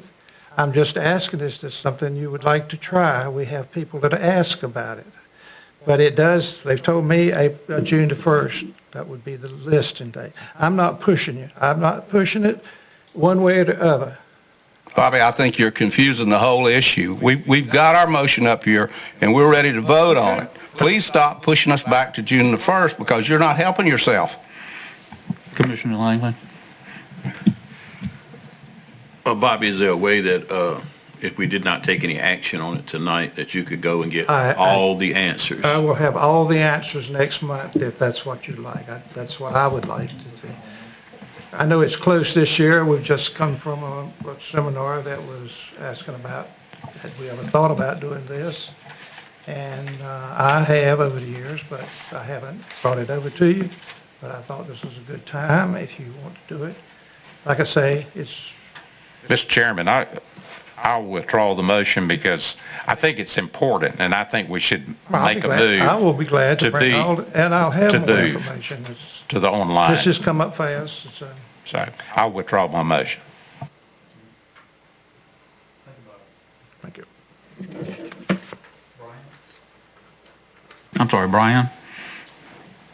Thank you, Mr. Chair. Release Members, of funds. thank you, Mr. Chair, members of the board. First, let me apologize for walking this item in. The reason I did that was because I had received a couple of requests regarding it at the end of last week. So I wanted to try to get it in front of you without it going another month. So just in the narrative, you'll see that, and I'll kind of go through it so I'll try to make it as clear as I can. In the last week, I received a couple of examples from taxpayers that, in my opinion, would be clerical errors on the bill. Those specific examples were related to the 2018 reevaluation process and senior citizen exemptions. Those exemptions are set by the state of North Carolina. We're required to follow those. And what it appears is that during the 18 reevaluation process, the tax assessment software didn't update some of those exceptions, so it had some wrong numbers in there. So what happened was when we billed those, we billed them at either a higher rate or a lower rate, depending upon what the circumstance was for that person who had that exemption. That resulted in us having to go back and reissue 2018 corrected bills. Now, when we issue a corrected bill, the system automatically goes back and attaches interest to it. So the reason I bring this to you is people look at that and they say, well, the two examples that I had, they came and they said, you gave me a bill and it was based on a senior exemption and I paid that bill. I don't know what those numbers are. I don't know how to calculate those numbers. Y'all calculate those numbers. The system calculates those numbers. And they said, I agree that because of the change in the exemption, I may owe you some more money. And I'm fine with that. I get that. I get that I'm not eligible as much for that exemption as I was, and that number's a little bit higher. So I'm fine to pay that money. Both of them have said that. But then they said, but I'm not fine with having to pay the interest, because it wasn't my fault. I didn't calculate the bill. I did not pay it on time. I paid what you sent me. And because the system generated the bill incorrectly the first time, which I deem to be in my opinion, I would deem to be a clerical error, they said it's not fair, and I would have to agree with them that they shouldn't be charged that interest. Now, the tax office is not allowed by statute to waive interest. Only the Board of Commissioners can do that. So what I bring to you is, under General Statute 105-381B, which is attached, the Board of Commissioners, by resolution, can delegate your authority to waive to release or to refund a tax of less than $100. Can't be more than $100. And you can delegate that to the finance officer, the county manager, or the county attorney. Okay? Those are the only folks you can delegate it to. And it's specific for the specific items under that, and the valid defense is either a tax imposed by a clerical error, an illegal tax, or a tax levied for an illegal purpose. The reason I bring this to you is I'm anticipating that we're going to see some additional ones on this, because we have a lot of people who have senior exemptions. So the reason I bring it to you is, if you will allow that delegation to come to me, I still have reporting requirements to you as the board every month by statute. If I did that, if I looked at it and said, no, you're right, that was an interest that you should not have been charged because you paid your bill, then I report that back to you. I'm statutorily required to report that back to you each month. Otherwise, we've got to bring those to you individually. And I don't think that would take us a long time to do. So my request to you is to approve the attached resolution delegating authority to determine requests for a release or a refund of tax of less than $100 in accordance with the statute to the county manager in accordance with NCGS 105-381B. And you'll see the statute that's attached, and you'll see the resolution that talks about that. The resolution also talks about that it has to be noticed. We have to report that back to you so that you know exactly what we're doing in relation to those, and it can't be more than $100. But for fairness' sake, it's my belief that if we generate a bill and that bill is clerically incorrect because of the way our software didn't pick up something during revaluation, and it was sent to you and you paid it, and then we figure out, wait a minute, something didn't happen right in the software, so you actually owe us more money because of the way the exemption was. And people have said, I'm fine with paying that. I get it. I do owe that. But I shouldn't have to pay the interest because it wasn't my fault. And I would agree with that, and I would consider that a clerical error. So what I'm asking you to do is to delegate that authority under this statute to me to be able to resolve those issues, because I anticipate we're going to have a few more of them. And I don't think that what you want to do is have those lined up because it would just delay that process. And I'm happy to take any questions you have regarding it. Question. I don't have a problem with it. I think that's what you described as the thing that we should do. I think we should say for the next 2 years or something like that, so we can come back and review it at the end of 2 years, so the thing doesn't run on forever. Because eventually, you're going to be burdened. Well, and I'm happy to do that because I think that what we're going to see is simply during the revaluation year. I don't think we're going to see this going on. I think it was specifically during the revaluation year where it didn't catch and cause some issues. So I think we're going to get through it once we get past this year. But I'm happy to say and if we want to revise that resolution to say adopted this 7th day of October and ends after 2 years. Is that acceptable, Mr. Attorney? And you have the option of bringing it back to us. I mean, we may just renew it, but that way the commissioner's got a handle. Make a motion to approve the resolution. Is there a second? Second. Any discussion? All those in favor, raise your right hand. 6-0, unanimous.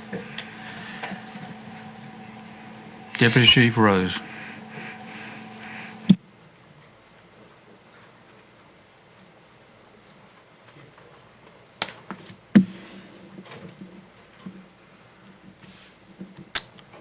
Do you have the information that we're going to be talking about in front of you this time? It's the interlocal detention center agreement.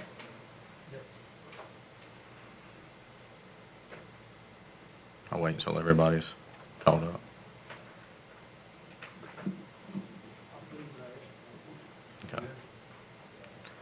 Okay. In essence, just a summary for the public's sake. We've got about half of the inmates that we would normally have in our jail in different facilities around the state. Some of those facilities we are trying to get where they are holding inmates for longer periods of time. Those would be people that have felony cases, relatively high bonds, and not a court date on the docket. That going along with some of the changes that the state has made where they are really enforcing their cap on safekeepers. There's a statute that says that there's a safekeeper number for the whole state. It's 200 people. So 100 counties, a lot of people. And 200 is the number that they can enforce as the cap at the state level for the prisons, and the prisons are making it more difficult for us to have safekeepers. So therefore, we're having to utilize more of the local jail facilities to hold our inmates. It should be just obvious for any detail for the fact that we are using Cabarrus County to hold our inmates is that there's a lot of jails between our jail and Cabarrus County, but we're running out of facilities who will hold our people. And I've mentioned months ago, probably years ago, that the way that we're doing the things with our inmates is not sustainable for the long haul. We're running out of options, but we're trying to use everything that we can within our ability to make sure that we have places for our inmates to go. And that agreement was that you have in front of you was at the request of Cabarrus County, their commissioners, their sheriff, and they would feel more comfortable with us going into an agreement that could be relatively long-term. They would like to have something in paper between the board as a resolution. Is there a motion? Mr. Chairman, I would move that we approve this interlocal detention center agreement with Cabarrus County. Is there a second? Second. Discussion. Stan? Charlie, we signed this, we can still use jails closer to Beaufort County. Yes. Okay. They just want some guarantees that. And there's been several facilities that have asked, Durham County, we were using Durham County, and they asked if we could lock into agreement, and then before that agreement was put in place to come before you, then they actually backed out.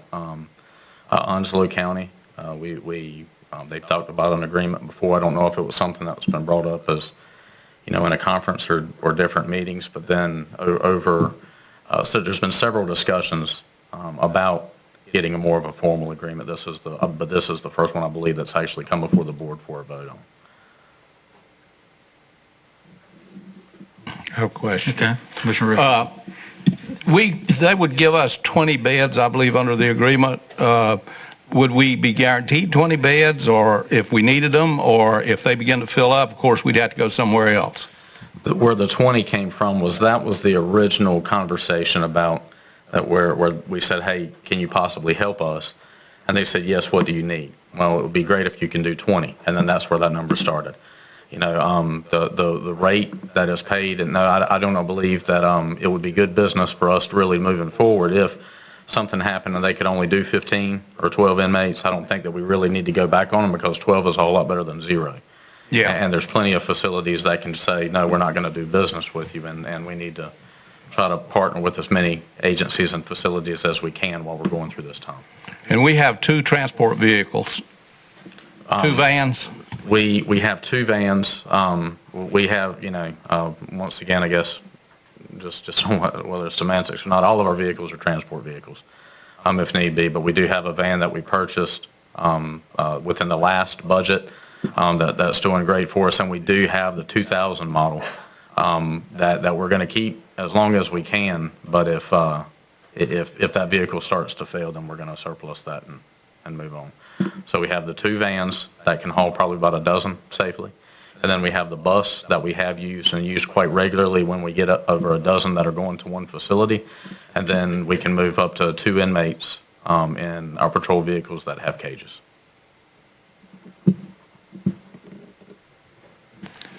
All those in favor, please raise your right hand. All those, 6-0. We're going to take a short recess.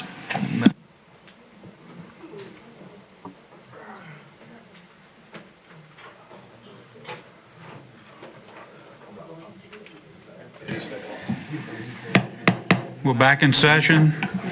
We're down to item number 8. Chris Newkirk. That would be you. Thank you, Commissioners.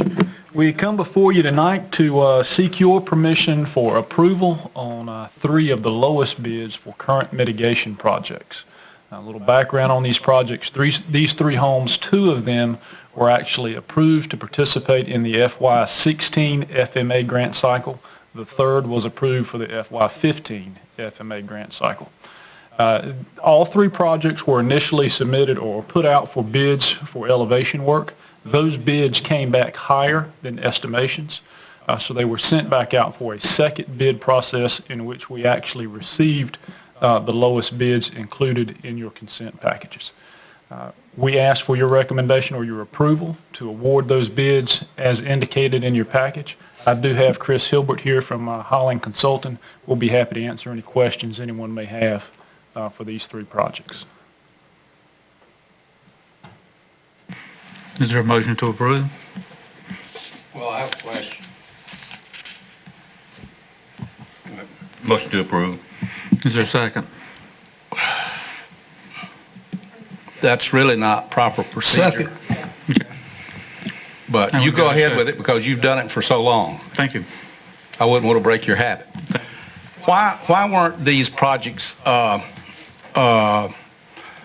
raised as a part of the regular flood insurance mitigation system where you have a flood policy? And I forgot the initials for it, but you get the $30,000 or whatever it is for raising house. Why weren't these units done as a part of that? I'm going to defer that to Chris, if you don't mind. He knows those specifics. Thank you. To your point, Commissioner Richardson, you're referring to the ICC coverage, that's it. Increased cost of compliance coverage. Yeah, everybody with flood insurance has an ICC rider that's worth $30,000 for them to mitigate.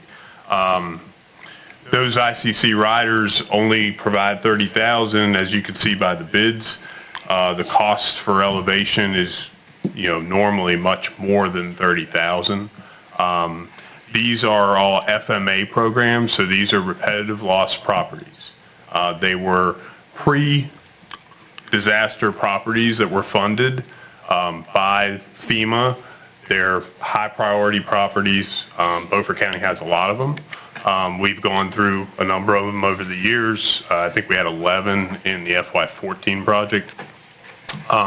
So the idea is that I kind of refer to it as a flood insurance program where the FEMA is trying to mitigate the properties prior to the next loss. Unfortunately, these three all flooded in Florence.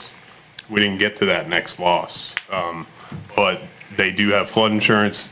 They can fix back up, and we're just trying to mitigate them so that they don't suffer another loss. Well, within the doing of properties, these are all expensive properties. Why can't, if another program like this were to come along, we couldn't do more middle-class projects? There's no income requirement to the program. This is just a flood insurance project, so the amount of the losses to FEMA is so substantial that these costs for elevations are much less than the total amount that they've paid out over the years. That sometimes may encourage more higher value properties to get funded, but it doesn't discriminate against lower value properties. Well, we do lots of lower value properties. In fact, the FY15 project had 3 properties that we already mitigated that were, the elevation contracts were all between $70,000 and $90,000. So this is the expensive property that's in this FY15. Well, I just have a better feeling about the program if the guy that's working every day for a living was benefiting from it. Any more discussion? Absolutely. All those in favor? Raise your right hand. All those opposed? 6-0. Thanks, Chris. Thank you, Commissioner. Jerry Langley. Okay, my resolution is one that I think everybody should not have a problem with, and that is condemning the Ku Klux Klan as well as other, sorry about that. I got to turn my mic on.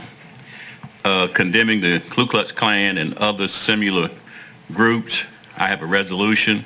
I think Beaufort County as a whole has made a lot of progress in race relations and as well as accepting people who don't look like us and act like us. And I just think it would be a great thing for us to make an open statement about how we feel about racism or biases against any group, nationality of people. And so I have this resolution here, but if you want me to read it out, I will, or I'll hear what anybody else has to say before I do. I have a parallel resolution, which I think will be just as effective as Commissioner Langley's, that I would like for the board to consider. Do you want to read that now? Yes, I can. Matter of fact, I'll pass out copies of it. Here's one for the clerk. And, well, I'll pass you more than that, excuse me.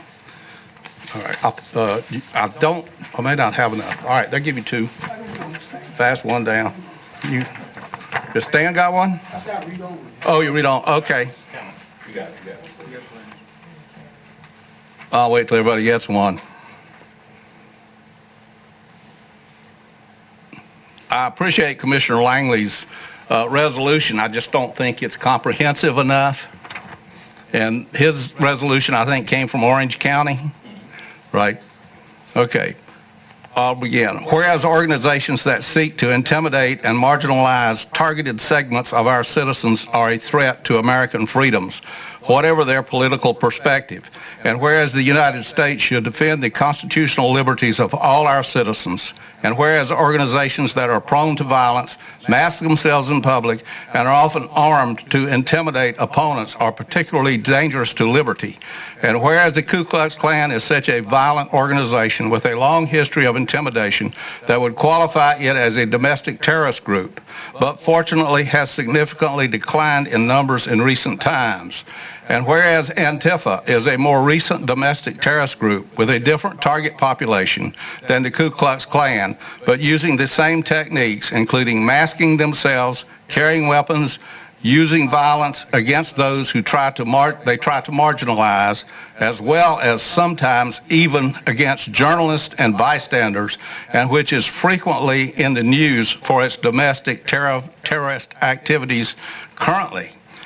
Be it therefore resolved that the Beaufort County Board of Commissioners condemns the intimidation of segments of our citizenry by any organization, and specifically including the Ku Klux Klan and Antifa. And be it further resolved that the Beaufort County Board of Commissioners calls upon all law enforcement agencies to fully enforce North Carolina's criminal laws against going masked in public to participate in the activities to deny constitutional liberties to sections of our citizenry, and against those members or supporters of such domestic terrorist organizations who carry concealed weapons at their activities. And be it further resolved that the Beaufort County Board of Commissioners call for the Ku Klux Klan and Antifa to be designated as domestic terrorist organizations. I'll accept that. Will you? Okay. Commissioner Waters. Mr. Chairman, when I saw this resolution, the original resolution, I decided to Google hate groups in North Carolina. And this is from one of our favorite groups, the Southern Poverty Law Center. Oh, boy. And they list 40 hate groups that were tracked in North Carolina in the year 2018. And they're all over the spectrum, but they identify them based on black nationalists, the KKK.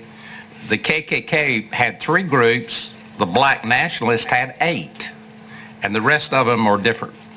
I think that what we're saying, or what I would like to say, is I'm opposed to anybody that hates, because I've never been taught that way. And I've got some people I disagree with, and sometimes I feel like hatred in the back of my mind, but I think it should apply to any group that does not respect other people.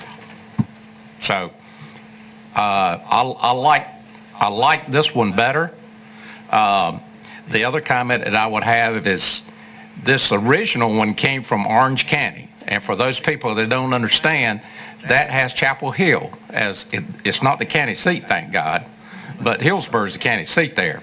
But I've never had too much respect for anything that's coming out of Orange County, being an NC State graduate. So I'm going to support this new motion. Commissioner Waters, being a Tar Heel fan, I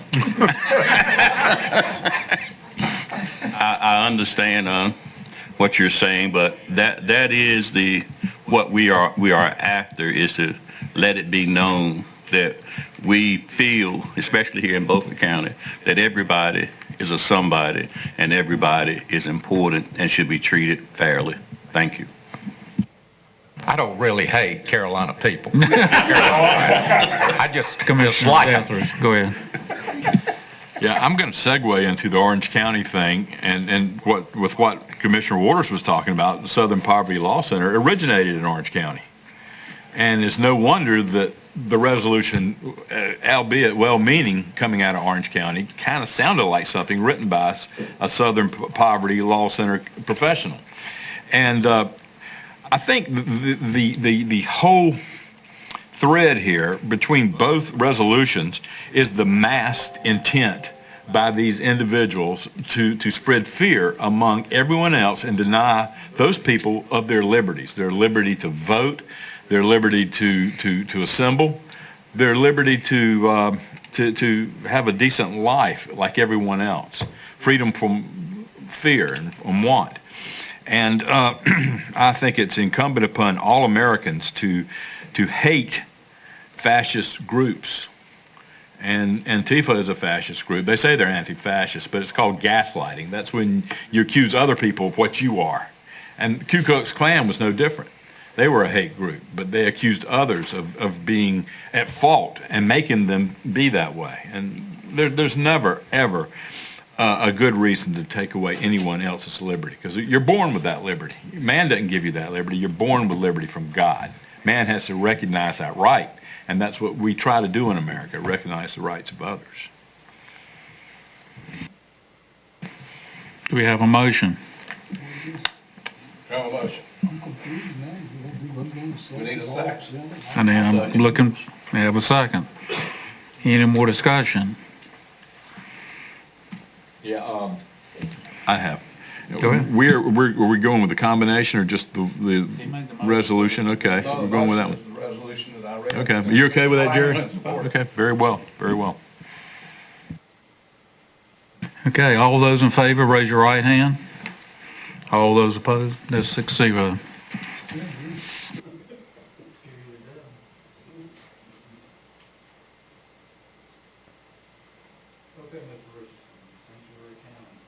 Well, this is a simple one-sentence resolution having to sanctuary county. Oh, yeah. Thank you. This is a simple one-sentence resolution that has to do with sanctuary counties. There's been a lot of confusion in Beaufort County among the public about whether Beaufort County is a sanctuary city. The sheriff came out and supported work that was in the legislature that would have gone against this, and then there's been flip-flops and back and forth, and I'm not really sure what's what. And that's the reason for the resolution, so that commissioners can clear it up. Be it resolved, the Beaufort County Board of Commissioners declares Beaufort County not to be a sanctuary county. Further, all persons in the control of the sheriff who are citizens of the United States and who have been identified as any part of the United States government for arrest are to be turned over, who are not citizens, are to be turned over to the proper federal authorities. And that's all it says. And I think that's what the sheriff says that he's doing now, but I'm not sure.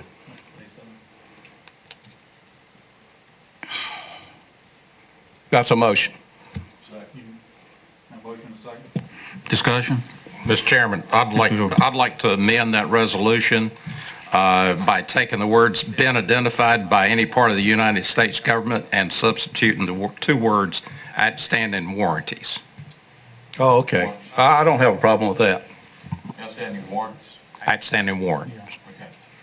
So you amend? Yes. That's a motion to amend it. Okay. Or for Go with that. Commissioner Richardson to agree to that change. Oh, yeah, I agree. Yeah, okay. I agree as well. Discussion? All those in favor, raise your right hand. All those opposed? 4-2. Mr. Richardson, you want to talk about ICE reports?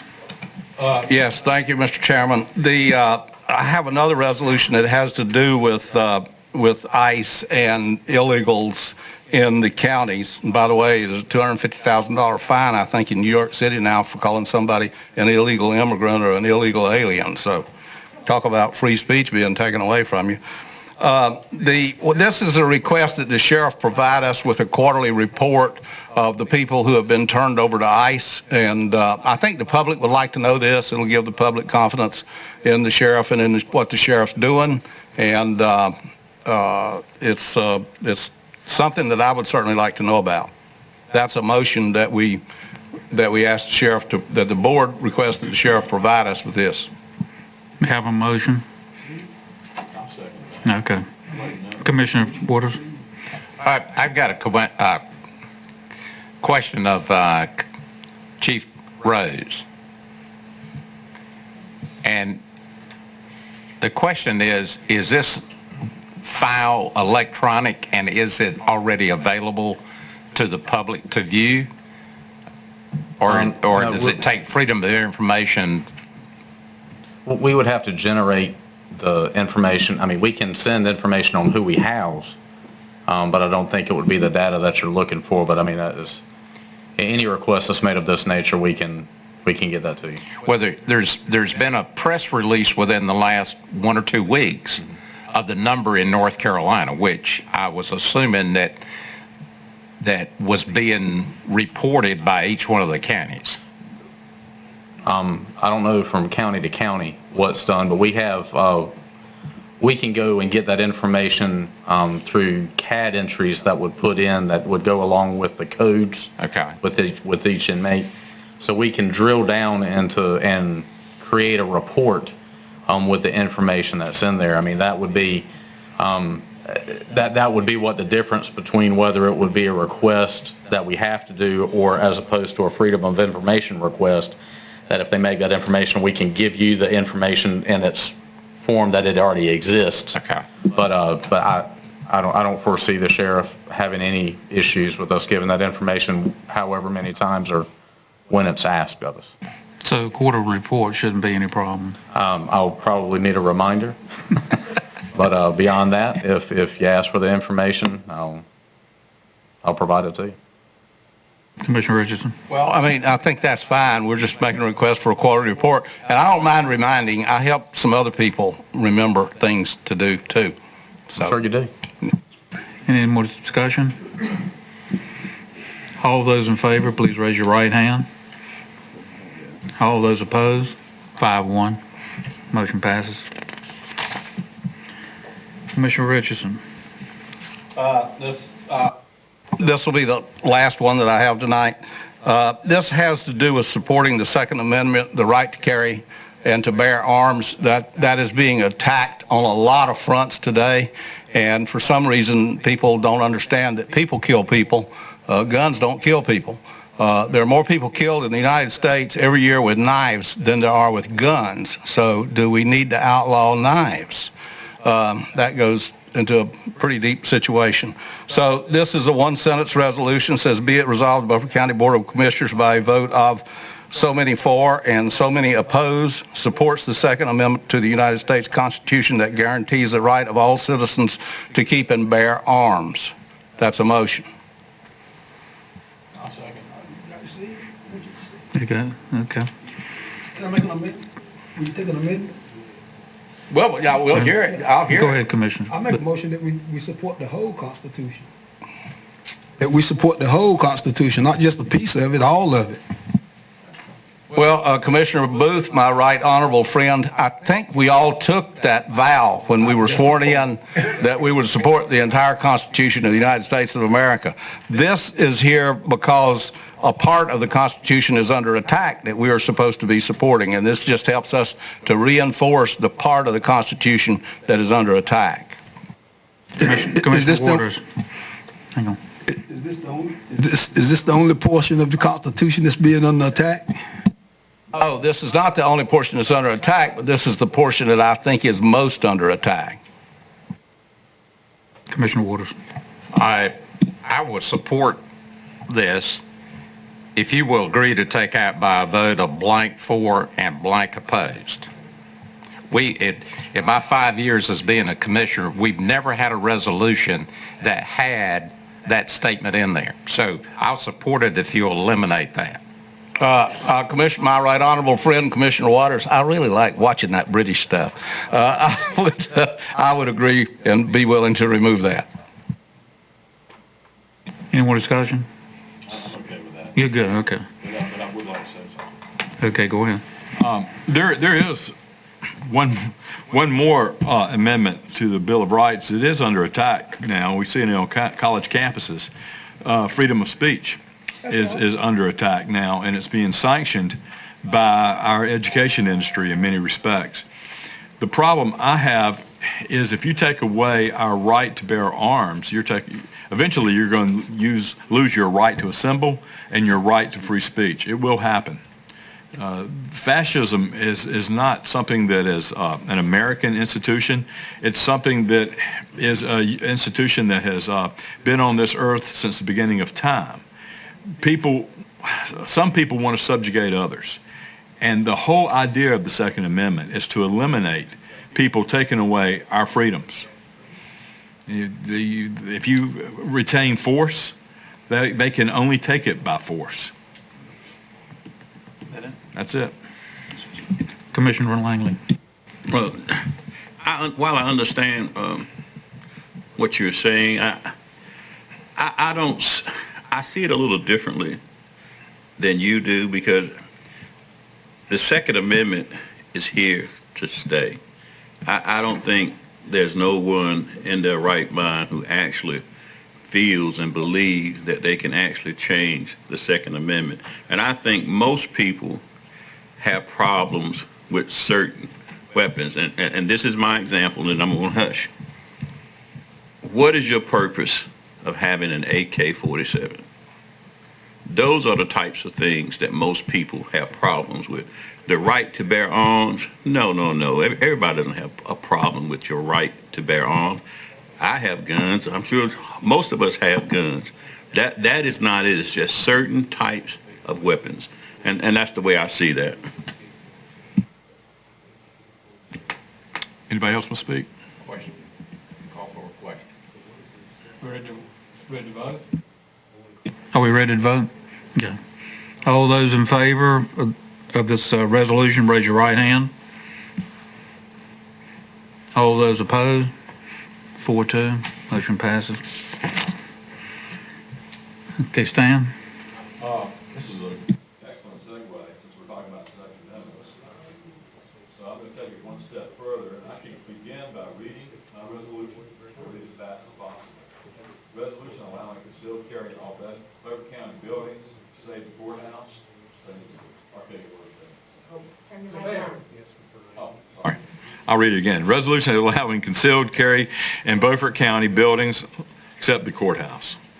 Whereas the Beaufort County Commissioners support the Second Amendment of the United States Constitution and the right of lawful owners of firearms to lawfully carry in Beaufort County, concealed or otherwise, and whereas the Second Amendment is sacrosanct as a constitutional right of all American citizens who act lawfully in their ownership of firearms to provide for their protection and the protection of others, and whereas the Second Amendment provides a constitutional right for all Americans to lawfully defend their person, their families, and their property, their communities, and our United States Republic, and whereas no rational, lawful republic disarms its citizens to appease the political whim of any special interest advocacy, and whereas the clear prism of history, the great propensity of mass shootings have occurred in buildings designated as gun-free zones, effectively transitioning these public spaces into free fire zones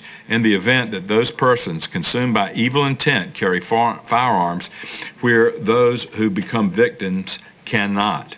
Therefore, be it resolved, the Beaufort County Commissioners supports and defends the Second Amendment of the United States Constitution and do hereby remove all gun-free zone designations from all public buildings save the Beaufort County Courthouse, and therefore will allow all lawfully permitted citizens to carry firearms on Beaufort County-owned public property.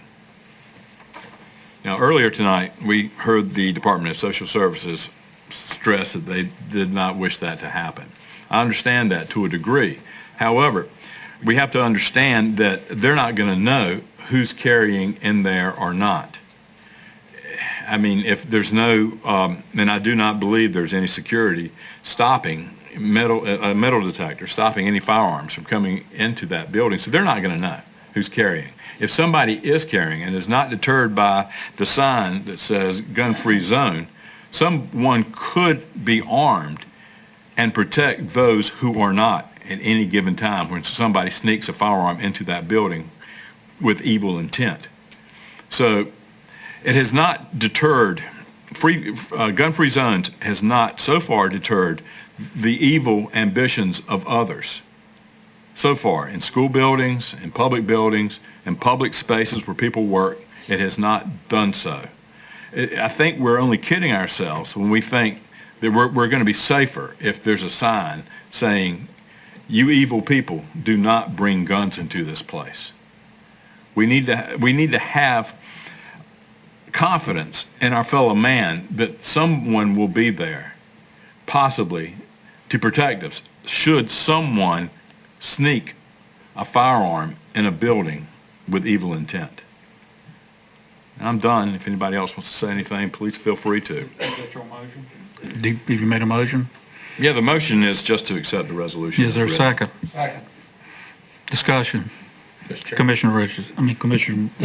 Sorry about that. Good Lord, I'm losing my eyesight. I guess where I'm struggling is what is different, what's going to be the difference in the outcome of where we are right now in Beaufort County versus what you're trying to do? I mean, we can't take guns to schools, right? We can't take guns in the courthouse. Any public buildings, we can't take guns. Yeah, that's correct. No public buildings that are owned by Beaufort County can have guns in them. Okay. Save the schools. And the courthouse. Okay, I can support it as long as we add Beaufort County Schools, Beaufort County Community College, and DSS. Those three additions. Otherwise, I will oppose the resolution. Well, Commissioner Richardson. I don't have a problem with what my right honorable friend has proposed, but we could find a way to leave some of this up to, for instance, the board at DSS. What I'm concerned about with DSS, and I understand what this woman got up in here and said today, but you've got an open meeting room in there that you can have 50 people sitting in that open meeting room, and that's a gun-free zone. And anybody can walk in there and spray that place anytime it wants to. They can shoot through the doors are locked, but you can get through the doors and you can go right on to the back and you can keep the thing going. So I don't see any difference in social services and, any other building. Matter of fact, I think somebody sitting back there in an office with a gun in social services, somebody coming down the hall, they've got a pretty good chance of stopping them. So, and I understand the woman made a very good presentation, but the reality is just not there. It is a gun-free zone, and you have a lot of people going over there that may want to use a gun. So if somebody in there's got guns to protect themselves with, it doesn't bother me. The community college, I wouldn't have a problem if you could alter that to say we leave it up to the board at the community college to make their own decision. I don't have a problem with that. And what was the other organization that you had in there? County Schools. Oh, the schools, that's entirely up to schools because there's a lot of law on that. So if you could find a way, if we could come together to say, leave it up to I really don't want to leave it to the Board of Social Services because I think that is a very high-risk gun-free zone. But the other place that we talked about, and again, I've forgotten what it was. What was your middle one? It was three. It was Beaufort County Schools, Beaufort County Community College, and DSS. Oh, okay. The schools and the community college, I don't have a problem with allowing those boards to decide. A lot of law on that we don't need to get into. But DSS, I'm kind of hung up on that. And if you're willing that we may talk about this some more or meet with the board at the DSS or do something, because I think DSS is a very high-risk place, and I would feel a whole lot better if some of those people sitting back there had guns, because the taking of children, certainly, if I were working over there taking children, I would want somebody in my office to have a gun, quite frankly, because as she pointed out, a DSS worker in the United States was recently killed for this. So they need to be able to provide themselves with some protection. I'd be willing to listen to what you Commissioner Langley. I just want to point out now, you're talking about all county buildings. That means they can come into this county commissioner meetings armed with guns. And I don't know about you, but I don't trust that. Not one single bit. Commissioner Waters. The reason I pulled out those three, I had two, and with the comment tonight by the chairman of the board of DSS, I added that one. I really think that the outcome is going to be of the schools and the college, that their boards are going to be opposed to it because of the fact that we have somebody from the sheriff's department at every one of our schools, and at the community college, they have their own force, own law enforcement group. So I think just by adding their name is fine. Yeah, I don't have a problem with those two. I think where we are maybe disagreeing at the moment is DSS, is how to handle the thing at DSS. Well, I worked in the banking industry for almost 30 years, and I never had a gun in my desk. And of course, as you well know, we took a chance every morning when we opened, somewhere between 9 and 9:30, somebody coming in to rob the bank.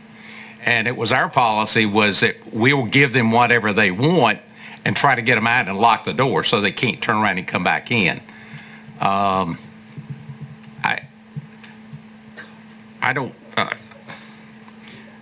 don't know about giving up on DSS. I mean, I think there's some real risks because of individual pressures of people coming in and taking their child, those sort of things.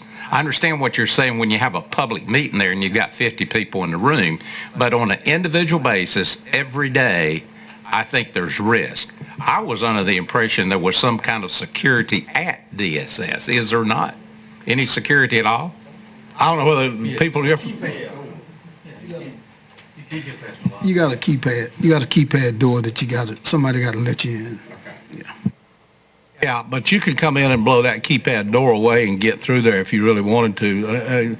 Somebody that really wanted to get in could. Now, there's an alternative to this. You know, we could say let DSS make their own decision, and that's packed off on them. If they had the free fire zone and people got killed, that would be their decision and not ours. Time to vote. All those in favor, raise your right hand. Yep, you got something. I guess I want to understand what we're voting on. I mean, I think there's still some. He's not agreeing to this. That's the way I understand it. Well, I wanted to still be talking about it because I made a proposal. My last proposal to my right honorable friend was to allow DSS board to make its own decision out there.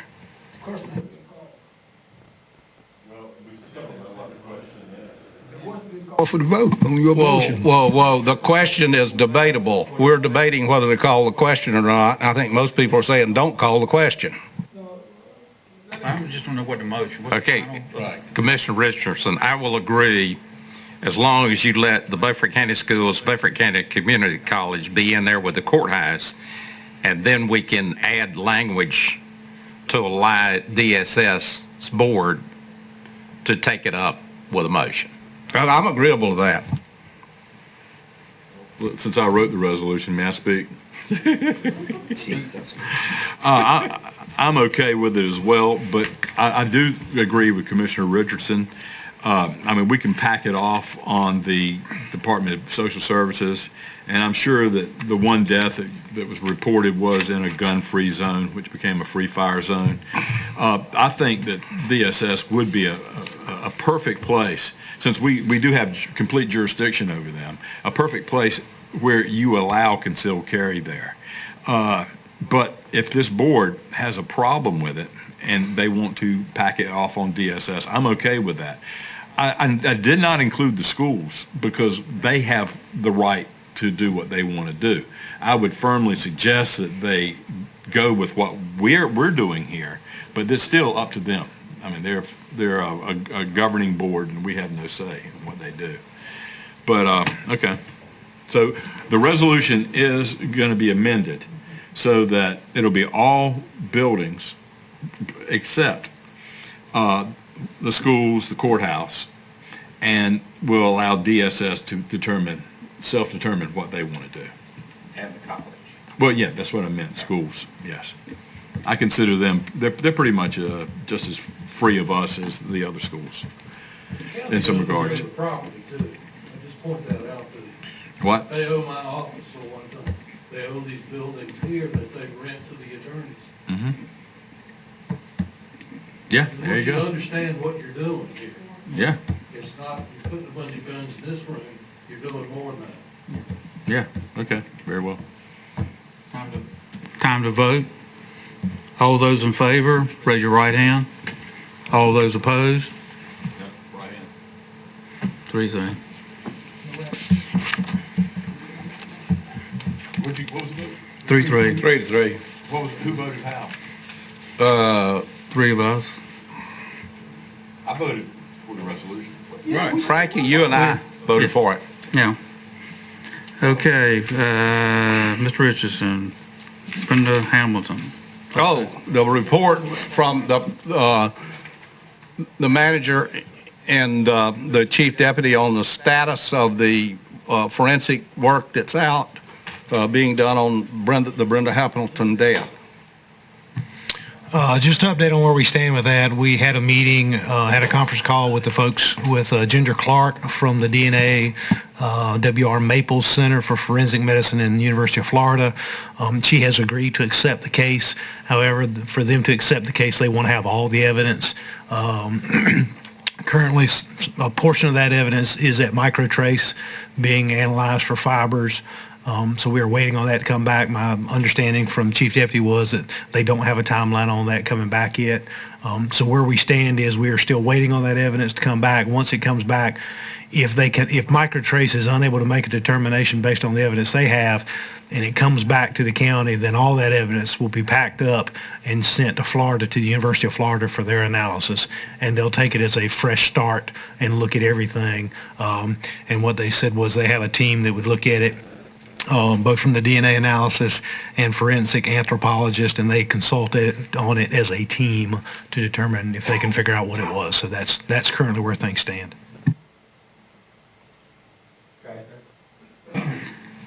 Commissioner Richardson, flood map update. Okay, I'd like to ask for the manager for an update on flood maps, and at the same time for an update on the vote that we took at the last commissioners meeting to form a group to lobby these federal employees to get this thing in front of us so we can approve it.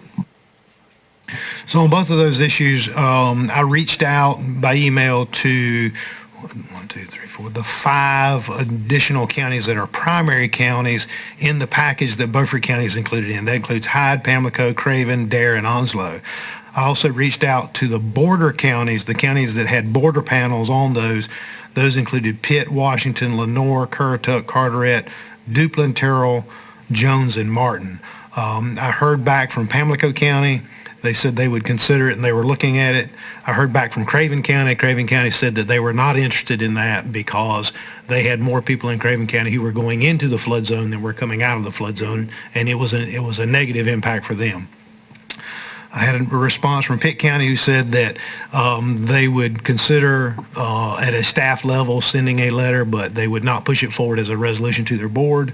And I got a response back from Lenoir County, who is a new county manager, who said let him get his feet underneath him before they did anything. So those are the responses I've had in regards to that, based on the counties that were included in that group with this submission. As a follow-up, I had a conversation this afternoon with Randy Munt, who is the outreach coordinator for the North Carolina Department of Public Safety, and Tonda Shelton, who is the program manager for the North Carolina Floodplain Mapping Program.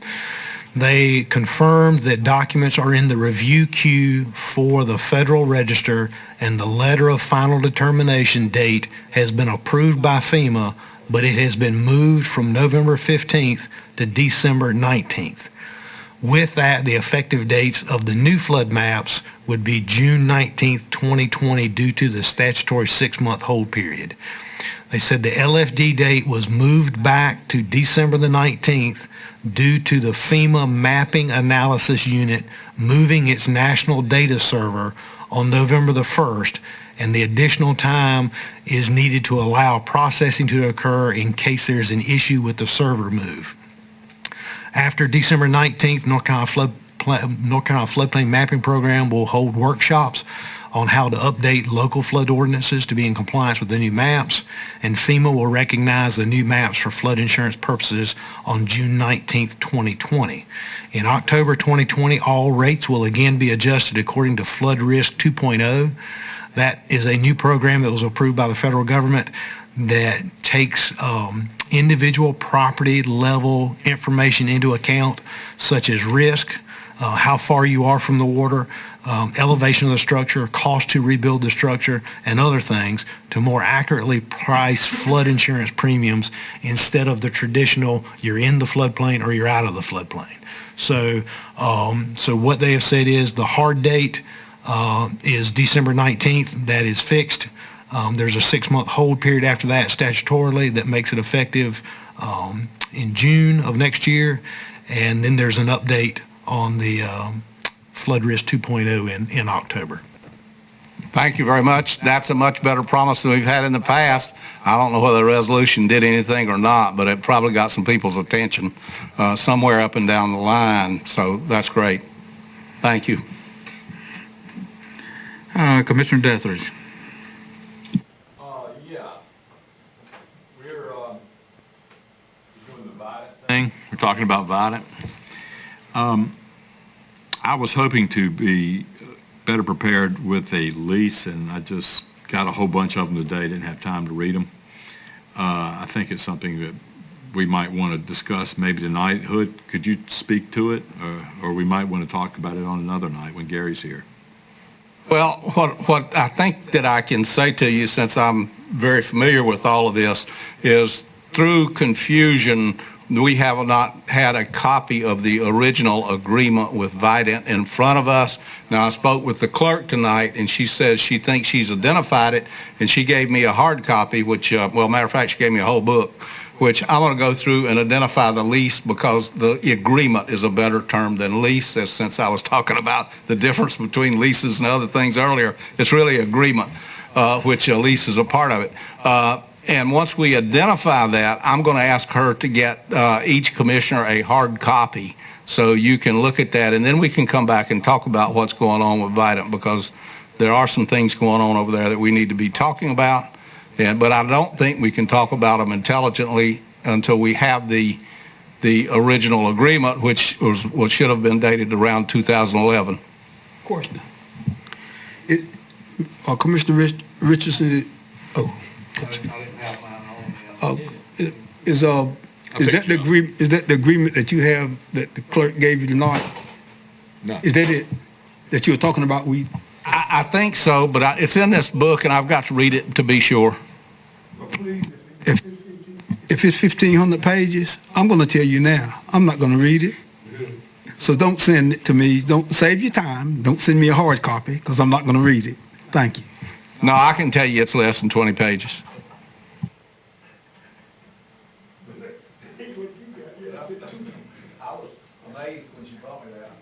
Mr. Chairman, we're done. You done? Brian. Thank you, Mr. Chairman, members of the board. The last time you have on your discussion piece is the discussion of strategic planning. It's our hope that the board commissioners will move forward with a strategic planning process. As you know, it's one of the most important things an elected body can do. It helps to determine what the county will be in the future and how it plans to get there. It develops a vision for the county's future and determines the necessary goals, priorities, and action strategies to achieve that vision. The North Carolina Association of County Commissioners helps do that for counties. We had a conversation with Mr. Neil Emery, who is one of their outreach associates, to discuss the opportunity after the last annual meeting of the Association of County Commissioners. We've had some back and forth with him, and he has agreed to facilitate a strategic planning session for the board and has proposed the date of Thursday, November the 21st, for the board to consider. The session would begin at 9, conclude about 3:30, and include lunch.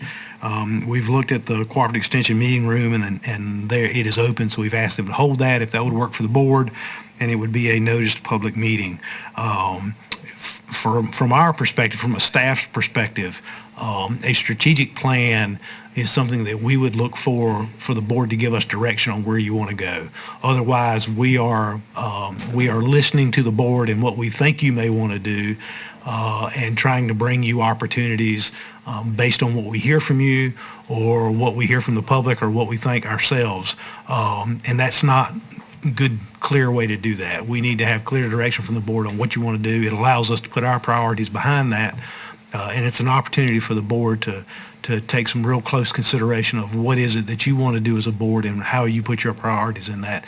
And then that allows staff to fall in behind that and everybody pulling with the same oar. So we would recommend to you that may be something you'd like to do, and the Association of County Commissioners can help us do that, like I say, through facilitation with Mr. Neil Emery, and he had proposed Thursday, November the 21st as a possible date. Motion to adjourn. Any questions? That's the week before Thanksgiving. A motion?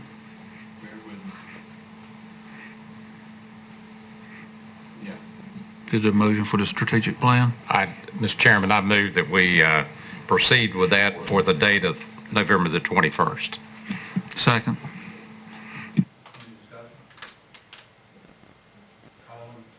All in favor, raise your right hand. All opposed? 6-1. So 5-1. We're short one. Mr. Chairman, I move that we adjourn. Second. All those in favor say aye, and let's go.